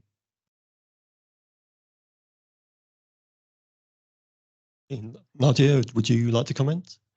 Yes, just a short note. I agree with what Rafael mentioned in the fact that the community should take active role in the governance and especially the technical working group.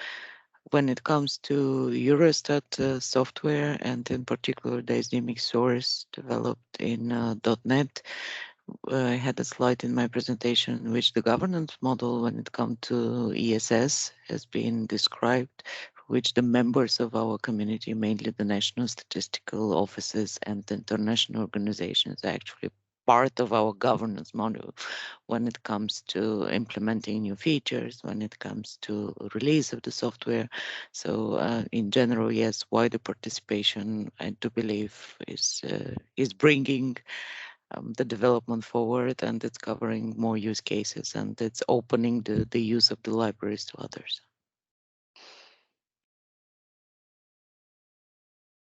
Thank you very much. Sid. Yeah, thank you very much. So this is a very good initiative that we're joining forces to build tools. I think one of the concerns which countries had raised way back in the Addis conference was each agency comes with their own tool, and we end up managing multiple tools. So this joining of forces and leveraging each other's mutual strength is a very good way to go. And I know you'll have some challenges in trying to iron out the technology, underlying technology base with each one on a different version of software, but it's a step in the right direction. So congratulations on that. I got two follow-up questions like the support on Python and R. I want to repeat it again because we are talking about supporting SDMX and big data where you need these kind of compute capabilities. And nowadays, most of the data science happens using languages like Python and R. So even if we don't want to do it, is there a plan where we can encourage others to develop tools? Not everything we have to build, but if there are experts out there, can they leverage and then contribute to the larger community? So they may not be part of our immediate group, but people outside, including private sectors or these developers who go to Kaggle and develop tools, if we can reach out to those communities. So that's one suggestion. And there was a mention about cloud. I'm sorry, I didn't understand it fully. So when we talk about moving to the cloud, what exactly do we mean? So are these tools going forward going to be hosted in the cloud? Can somebody still have it on their local premise? How does that work? And is it going to be like a platform as a service where I can go and say, I need to spin up a SDMX instance where I have SDMX RI, I have the .stat suite, and I need this Excel tool. And at the same time, I want like these global DSDs loaded into my system, and then I'm good to go. Or what is the vision on the cloud piece of it? Okay, thank you. Is there anyone who'd like to respond to that question on the cloud? Thank you. I can give a quick response to that. The response to that. When we say cloud, I mean the vision from the modernization pillar was not specific to service as a service, software as a service, or platform as a service. So I think this is on the organizations to decide how they would prefer to offer their software. For example, in our case, FMR works well also as a software as a service. But it can be also used in a specific environment. So I don't think we should be closing doors to any of the potential cloud implementations because we cannot avoid that. Cloud is here, and in all of the forms that are available, we should consider that in our future implementations. Thank you. Thank you, Stratos. Any more questions? Hi, this is Wei Chen from IO. Just one comment before my question. One comment about these Python questions. I don't know if anyone from UNICEF is here, but through the interaction with UNICEF, I got to know that there is a Python SDMX libraries that are already available. So I think they have a presentation later this weekend. So maybe we can ask them more details about the Python integration with SDMX. I have a question about the last slide that in Pedro's presentations about this collaboration work between BIS, OECD, and Eurostat. And you mentioned in one of the roadmap, that there's a potential collaboration between for the Java library of the SDMX source. This part that I don't quite understand that what is currently missing. My understanding is that the OECD DLM is going to have some kind of integration using the FMR as the editing interface, and because the FMR is using the Java library SDMX source, so there needs to be some work around the SDMX 3.0. That's my understanding. So I just want to clarify with you if this is correct, and how do you see? Maybe it's a more question of metadata technologies, so how do you see this collaboration happens in future? Well, I want to clarify that the last part was not about Java itself, it was JavaScript. So we detected that there's a lack of JavaScript libraries that we could reuse in the front-end applications. So this could be an opportunity of a collaboration. If someone will develop, or for example, we work with Red Pelicans who have built our front-end application. What they have built, if it can be reused, it could be a good collaboration with someone else. If it can be adopted as a SDMX core or reference library, there's a lack there. It's the same as Python, but that was it. It was not Java. Okay, yeah. On the integration side between FMR and .stat, we're prototyping already the workbench, which essentially takes the FMR, removes the whole storage layer, and says, well, actually the storage comes from the .stat web service. This is quite nice. We can actually use the FMR to browse code lists and data structures directly from .stat just through their web service, and then persist things back. So we can use the FMR to edit code lists, click save, and it goes back. And this comes with a lot of benefits, of course, because if FMR has things like you can export a code list in Excel format, you can then edit the code list in Excel format, load it back into the FMR workbench, which then converts it to SDMX and persists it to .stat. So you get a lot of this, what did we say in the SWOT this morning, efficiency gains through integrating these two things. The other thing we're looking at with the OECD is the ability for .stat to use the FMR as its structure storage layer, because currently it has its own database using the ESTAT, Eurostat libraries for storing structures. So we're looking at whether we can also offer people the ability to use FMR as the storage database. And what this means, of course, is that you can use the FMR UI to update the structures, and then .stat immediately kind of benefits from structures. So we're looking at integration from kind of both sides of the. So yeah, just to clarify that last one, yeah, at the moment we use the NSI Web Service storage database. But what we understood is that BIS and Eurostat are looking into a common database storage for structured artifacts, right? And us, we will be happy to adopt whatever is decided there and unify it. Yeah, and another side benefit here, of course, is the .stat structure store. I think I'm right in saying stores a subset of all of the SDMX structures, whereas the FMR supports, I think, almost all, if not all, SDMX structural artifacts and reference metadata. So that also comes with benefits as well, and efficiency gains. And just one quick point for anyone that's confused about SDMX. We use the term SDMX source and SDMX core kind of interchangeably. They're kind of the same thing, if you like. So we released back in like 2010 SDMX source in Java, and then we continued to develop it internally within the registry work for the next 10, 12 years.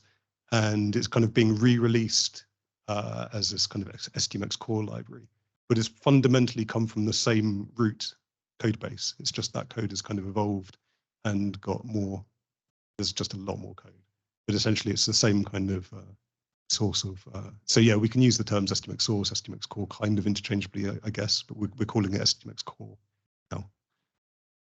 That's just to clarify that point. Okay, thank you. So, just to clarify, the SDMX core will be the SDMX source for SDMX 3.0, basically, in Java. Yes, but it's also version agnostic, so it supports all of the previous versions as well. That was the whole principle behind SDMX source, was we want to support SDMX reading and writing, but we don't want to be tied to a specific version. So we want to be able to write software products which work off the SDMX information model, which allow us to support people importing SDMX at 2.0, 2.1, 3.0. Okay, but yes, fundamentally it's the 3.0 support, yeah, and all of the previous versions. Okay, so I think that the secretary has a first problem of governance to rename the .NET version as SDMX core as well, because otherwise we will have.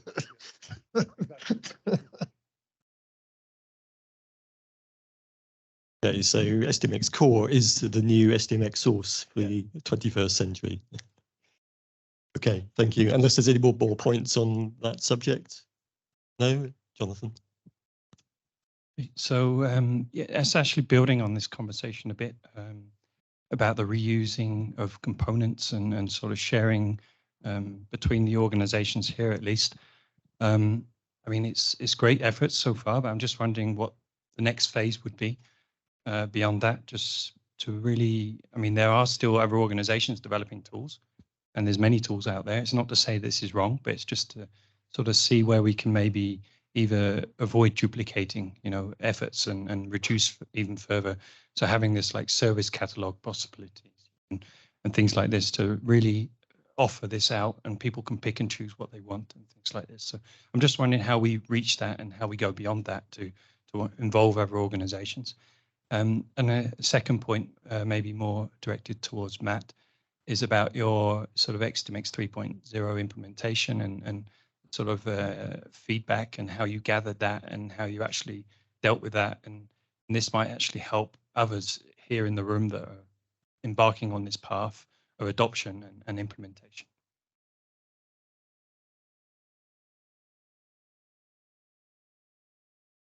Is there anyone who can respond to the first question on how to engage in other organizations in this initiative?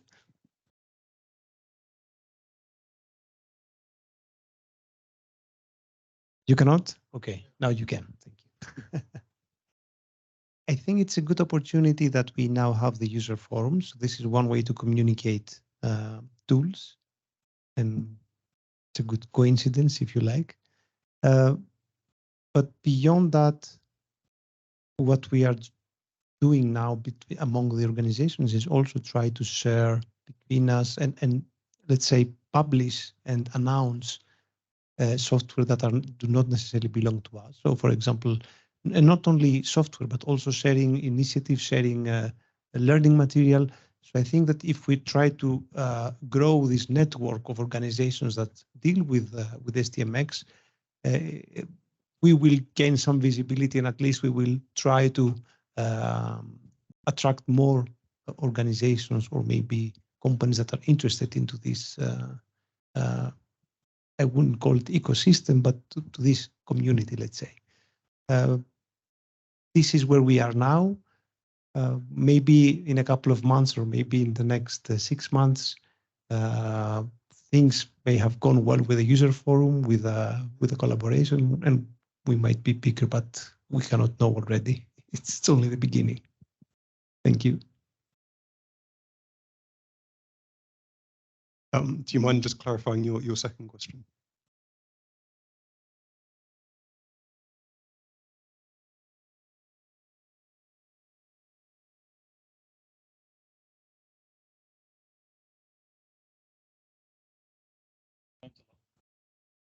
So you learned a lot from the experience and you had to make changes and adaptations. But there are organizations here that are probably thinking, well, what does that mean for me? You know, how am I going to implement this? You know, I've got a tool that I need to migrate. Also, I need to migrate my tools within my organization. So, you know, just thinking about this, how can we actually learn from what you did and maybe pick the sort of challenges you had and not have the same challenges potentially? Yeah, that's a good question. Yeah, I mean that's a good point. Even upgrading, you know, to the FMR 11, kind of knowing what is not backwards compatible is kind of useful information to know. Okay, you're going to upgrade to FMR 11. You might need to consider changing your metadata sets, for example, because the MSD models changed quite significantly. And of course, that comes at a cost because organizations then need to consider whether they want to do that or not. And then the information about which structures are kind of quite easily forward converted and very hard to convert back, and the reasons why. I think my only answer there is, you know, perhaps this just needs documenting, putting public domain. Yeah. And of course, there's the libraries, the SDMX core libraries, of course, give you those implementations up front. But yeah, it's useful information as well for other people that use the software and want to implement their own in their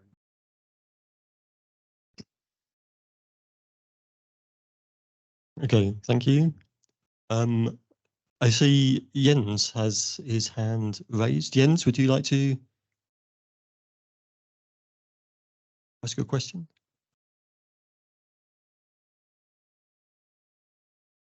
You are on mute.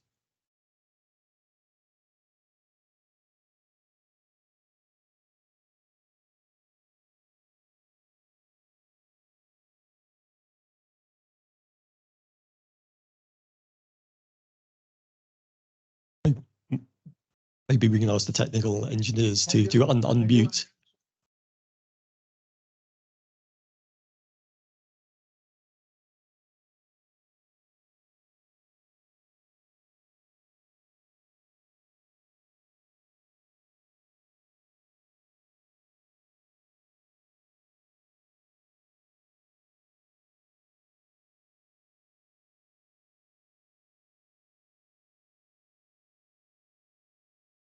Maybe not.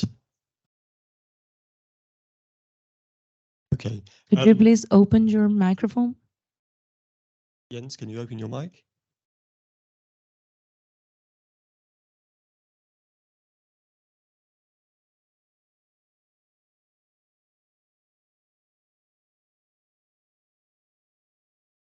Okay. But maybe you can put your question in the chat and we can read it out. In the meantime, is there any other questions from the floor while Jens, Raphael? Maybe Glenn, I just wanted to respond a little bit more to Jonathan's first question of, you know, do we have a platform? How can we coordinate efforts, not just amongst the three organizations, but wider? And I mean, I think this is an extremely complex task, quite challenging, but I fully agree with you, Jonathan. I think we need to do this going forward. And I'm actually not thinking so much in terms of these, let's say, of the big tools like .stat FMR, but I'm thinking more of the smaller tools because there's a lot of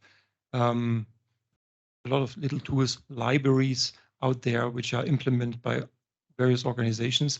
And what we hear, at least from a central bank perspective, is a lot of people actually don't have a platform to promote these tools. And that can be because they don't have access to a public GitHub repository, because they don't really know which public license they can attach to, how they can legally enforce this, and so on. And obviously there are many other questions about roadmap coordination, etc. And one idea we had with SDMX.io is actually to serve this need to some extent. How exactly we do this, that will shape over the next couple of months. But the start with SDMX.io is basically you have the possibility to publish your libraries on the BRS GitHub environment. So we provide support, the licenses for anybody in the SDMX community to publish their tools or libraries on our GitHub repository. Second, We also have capacity to a certain extent fund legal services or communication services. For example, you have a little tool, you want to promote this, then we can also provide several channels of how to promote these software tools. But then the other dimension of SDMX.io, and I'm just thinking in the future, could be to publish more real-time the roadmaps of these individual tools on the website or these cooperation activities. So I think it's a complement. It could be a complement going forward to the current more institution-specific projects and presentations, which still need to exist going forward, I think. But it's basically a platform where users can have a better overview of the landscape, and there are opportunities for the smaller or less sophisticated organizations to publish their goods in this ecosystem. These are a couple of thoughts from my perspective, how this could develop in the future. Thank you, Abdullah.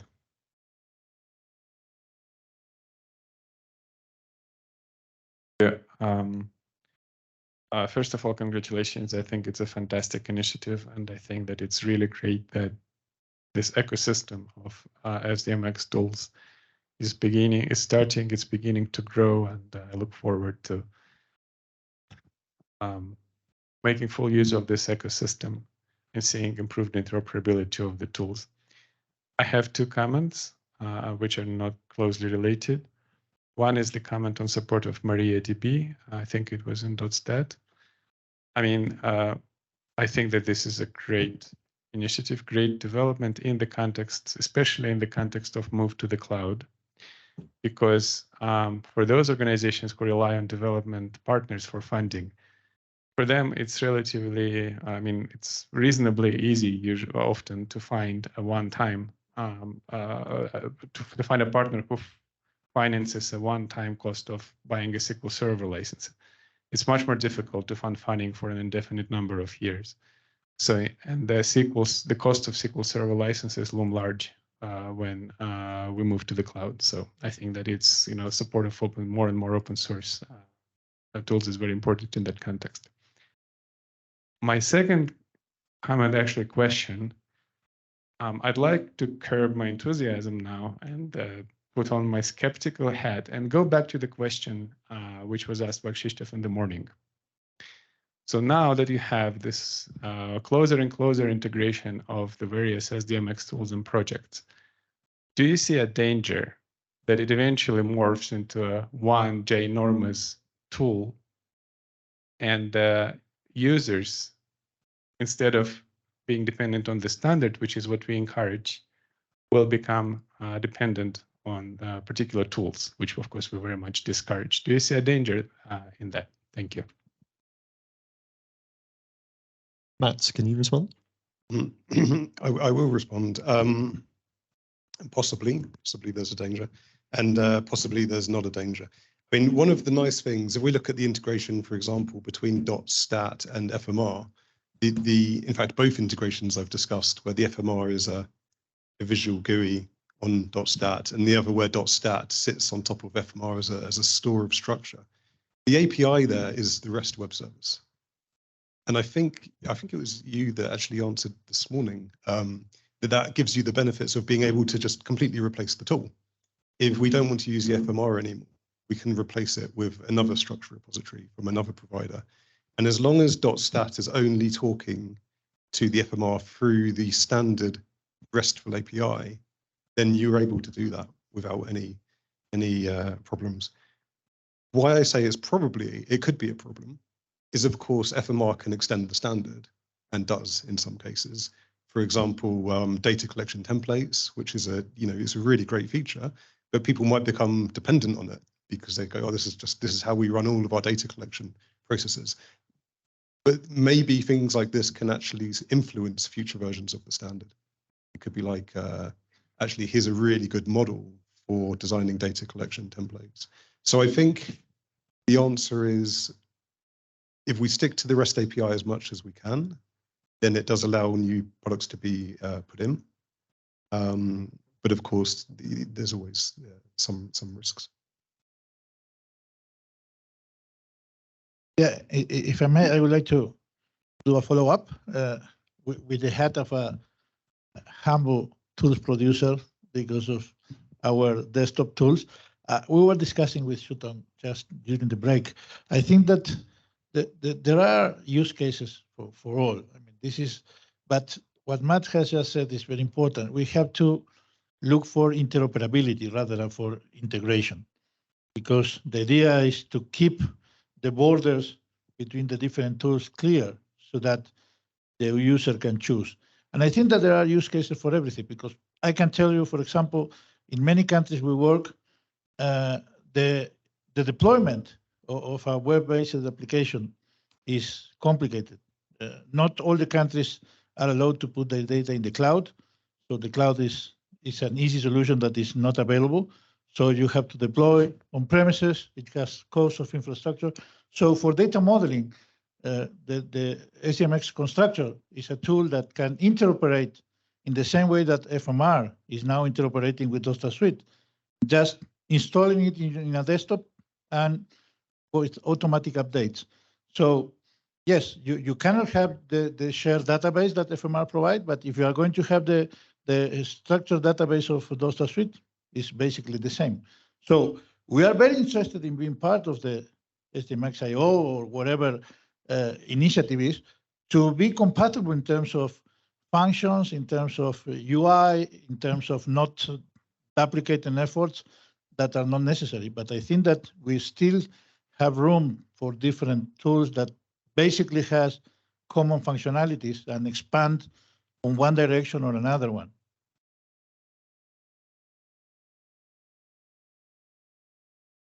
Please.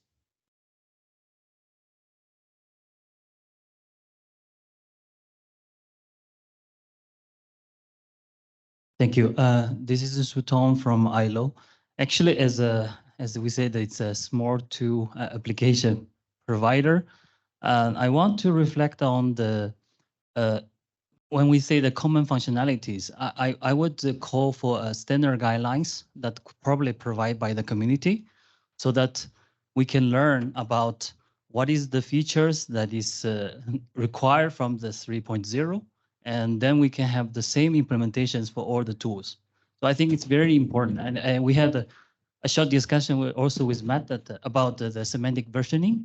So for example, if we have a code change in item, or we add a new one, or we have a typo change, will this trigger a minor change or a major change?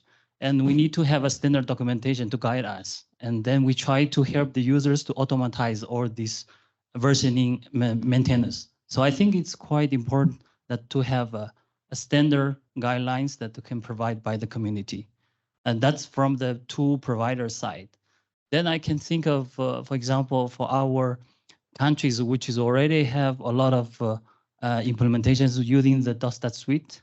I would think of, for example, call for a checklist. If Dostal Suite can provide us to say, okay, with the 3.0, what is the change in the modeling and how do we maintain the structures? Is there anything required from our side? And then we can tell the countries to adapt the latest change. So I think this is quite important for us to move forward to implement 3.0. And also, of course, we're happy to join like SDMX.ilo and try to definitely to be part of the big community and try to adapt to the ecosystem. Yeah, thank you. Thank you. Any more questions?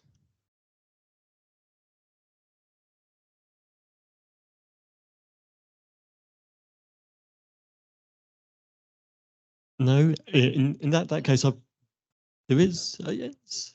Are we back? Are you able to ask? Yes, Jens. Thank you for becoming. Yes, I'm sorry, I had a little technical glitch. So yeah, I wanted to extend a bit more the response for Jonathan's question about the needs for further tool promotion, and so how can we in the future get the tools better to the users, to the organizations.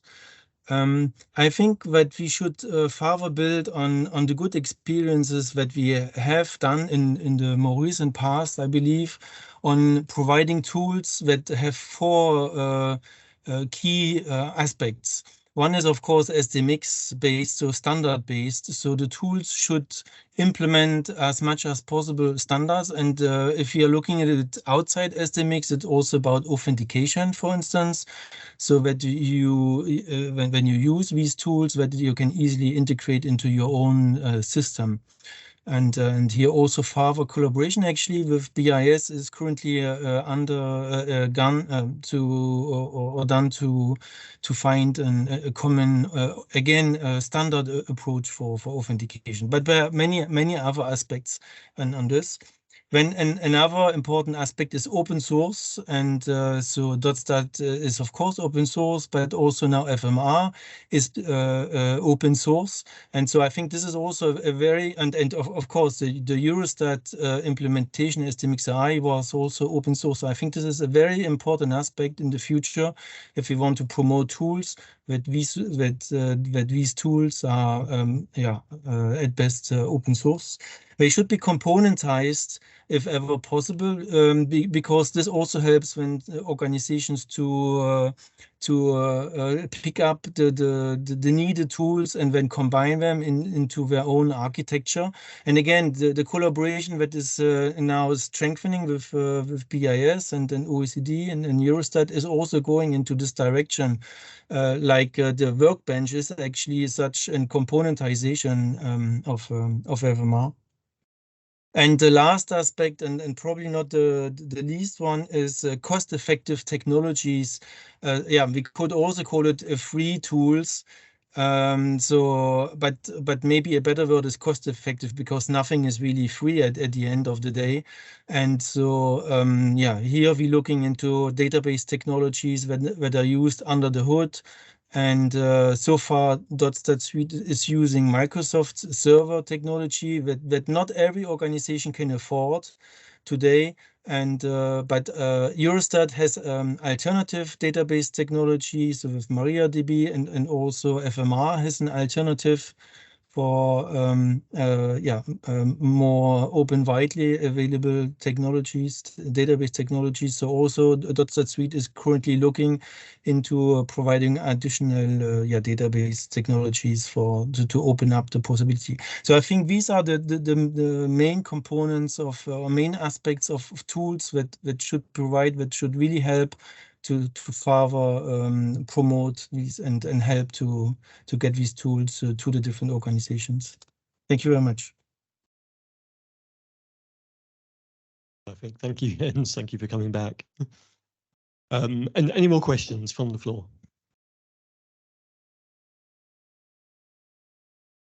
No?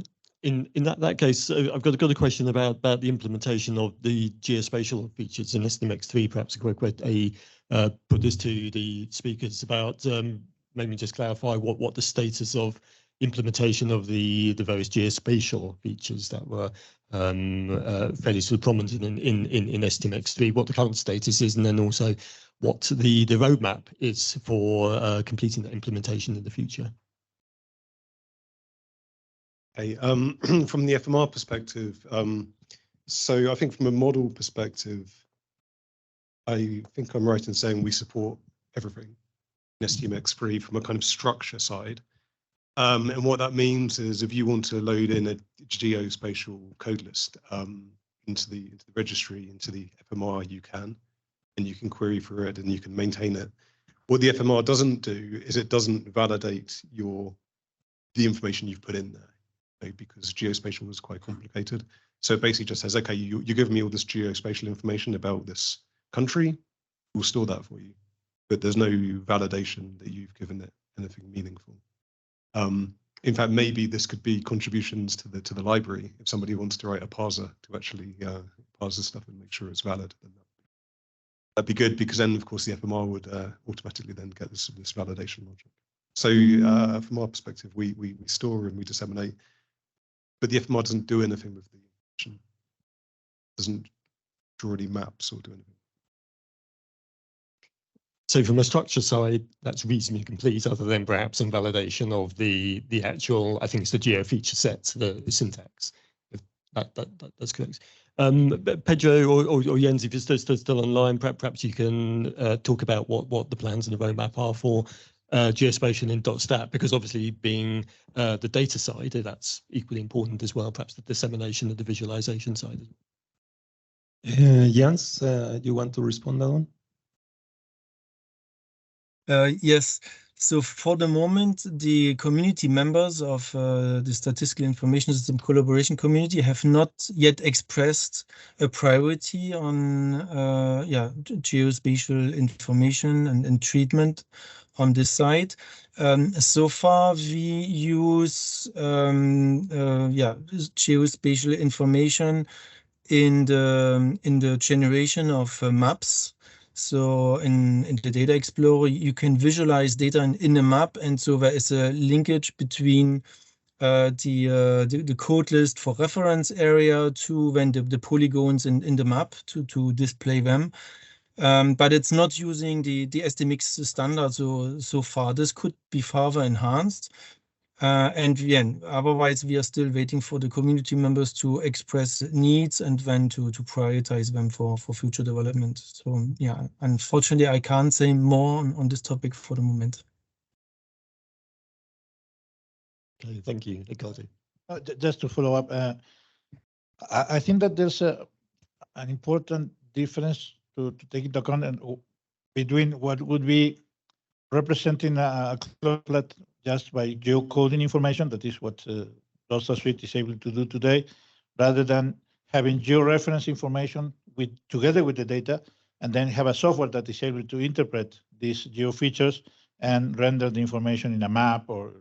So this is what SDMX 3.0 is now enabling. So on the side of the data modeling, as Matt was saying, the support for the geo feature is ready. Now what we need are GIS tools that are able to read this information and render it as a map. And this requires implementation. And I have had some informal contacts with, for example, ECLAC, I can mention them. They are very, very interested in developing their SDMX API for the new database, and they are also thinking of developing some tools for rendering maps directly from this data, because they have a very big development in terms of georeference information for the region. So I think that that could be perhaps a way to explore from the community in trying to have an early adoption of that geo feature for rendering maps. Do you see a need for integration with things like Esri and other GIS software? We're kind of in the same way as we have got to the point of integrating with Tableau and Power BI and all that sort of thing. I have a meeting last year with Esri. We are not big users in the ILO of geospatial information. Actually, we have only one project in the whole ILO that is using that. I mentioned to the salesman or the account representative about this, our interest as a community. And of course, he said yes. He was saying, but I think that yes, perhaps we should have an approach. But there are also open source tools that could be perhaps easier to address and try to show them the benefits of that. I also, but this is personal, I also think that this will be linked somehow to having microdata in SDMX with georeferences together with it. Because the when you have derived indicators, normally you have indicators that are related to big areas. So there's not much to georeference there. It's more or less the same than having the country code or the province code, geocode, and that's all you need. When you have microdata that you have collected from the field and you have the coordinates, this is when having the geofeature really adds value. And I think that somehow this development is linked to the development of microdata in SDMX that we will learn a lot in the coming days. Thank you, Jonathan. Yeah, I just wanted to pick up on the point about geospatial and Esri in particular. We actually sort of worked with them a little bit and pushed them into a proof of concept with ABS, and they did a proof of concept connecting to the .stat API of ABS, which is XDMX 2.1, of course. So they had some challenges with that. So actually, a developer there did build a connector. There is a GitHub repository somewhere, I believe.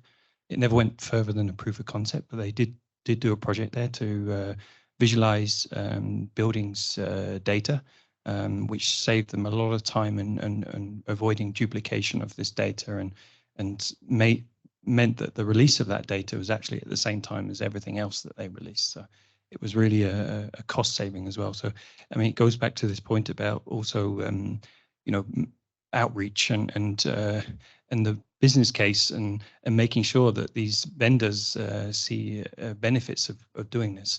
I mean, we did this with Power BI with Microsoft, and had them certify the connector with Power BI because they saw the value and the usage of the data and their tool. And so giving them the carrot, if you like, to actually do this and adopt it and implement something, I think is very important as a community. Thank you. Yes, please.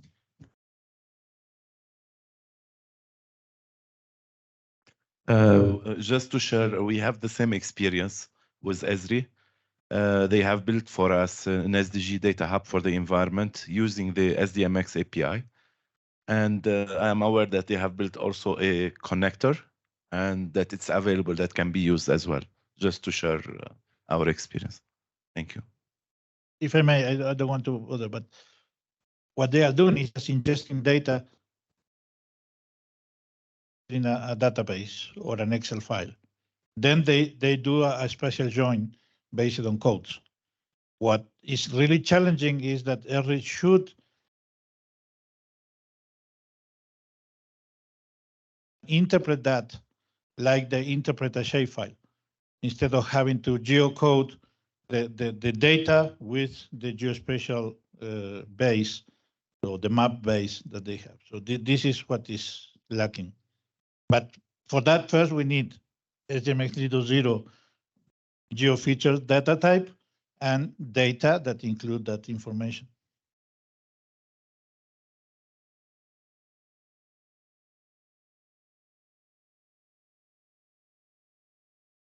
Thank you. Any further questions? Any further comments?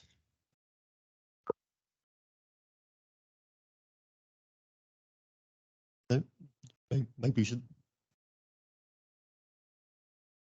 The agenda says that I have to wrap up, but honestly, I don't want to go through the same thing that we have been discussing. I think that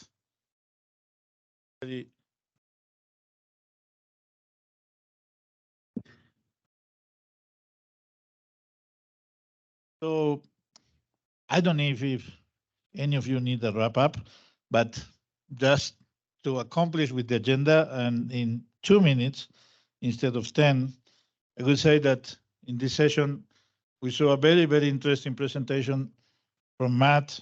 So seeing the perspective of data tools implementer that has to migrate to SDMX 3.0 and all the challenges that they are facing.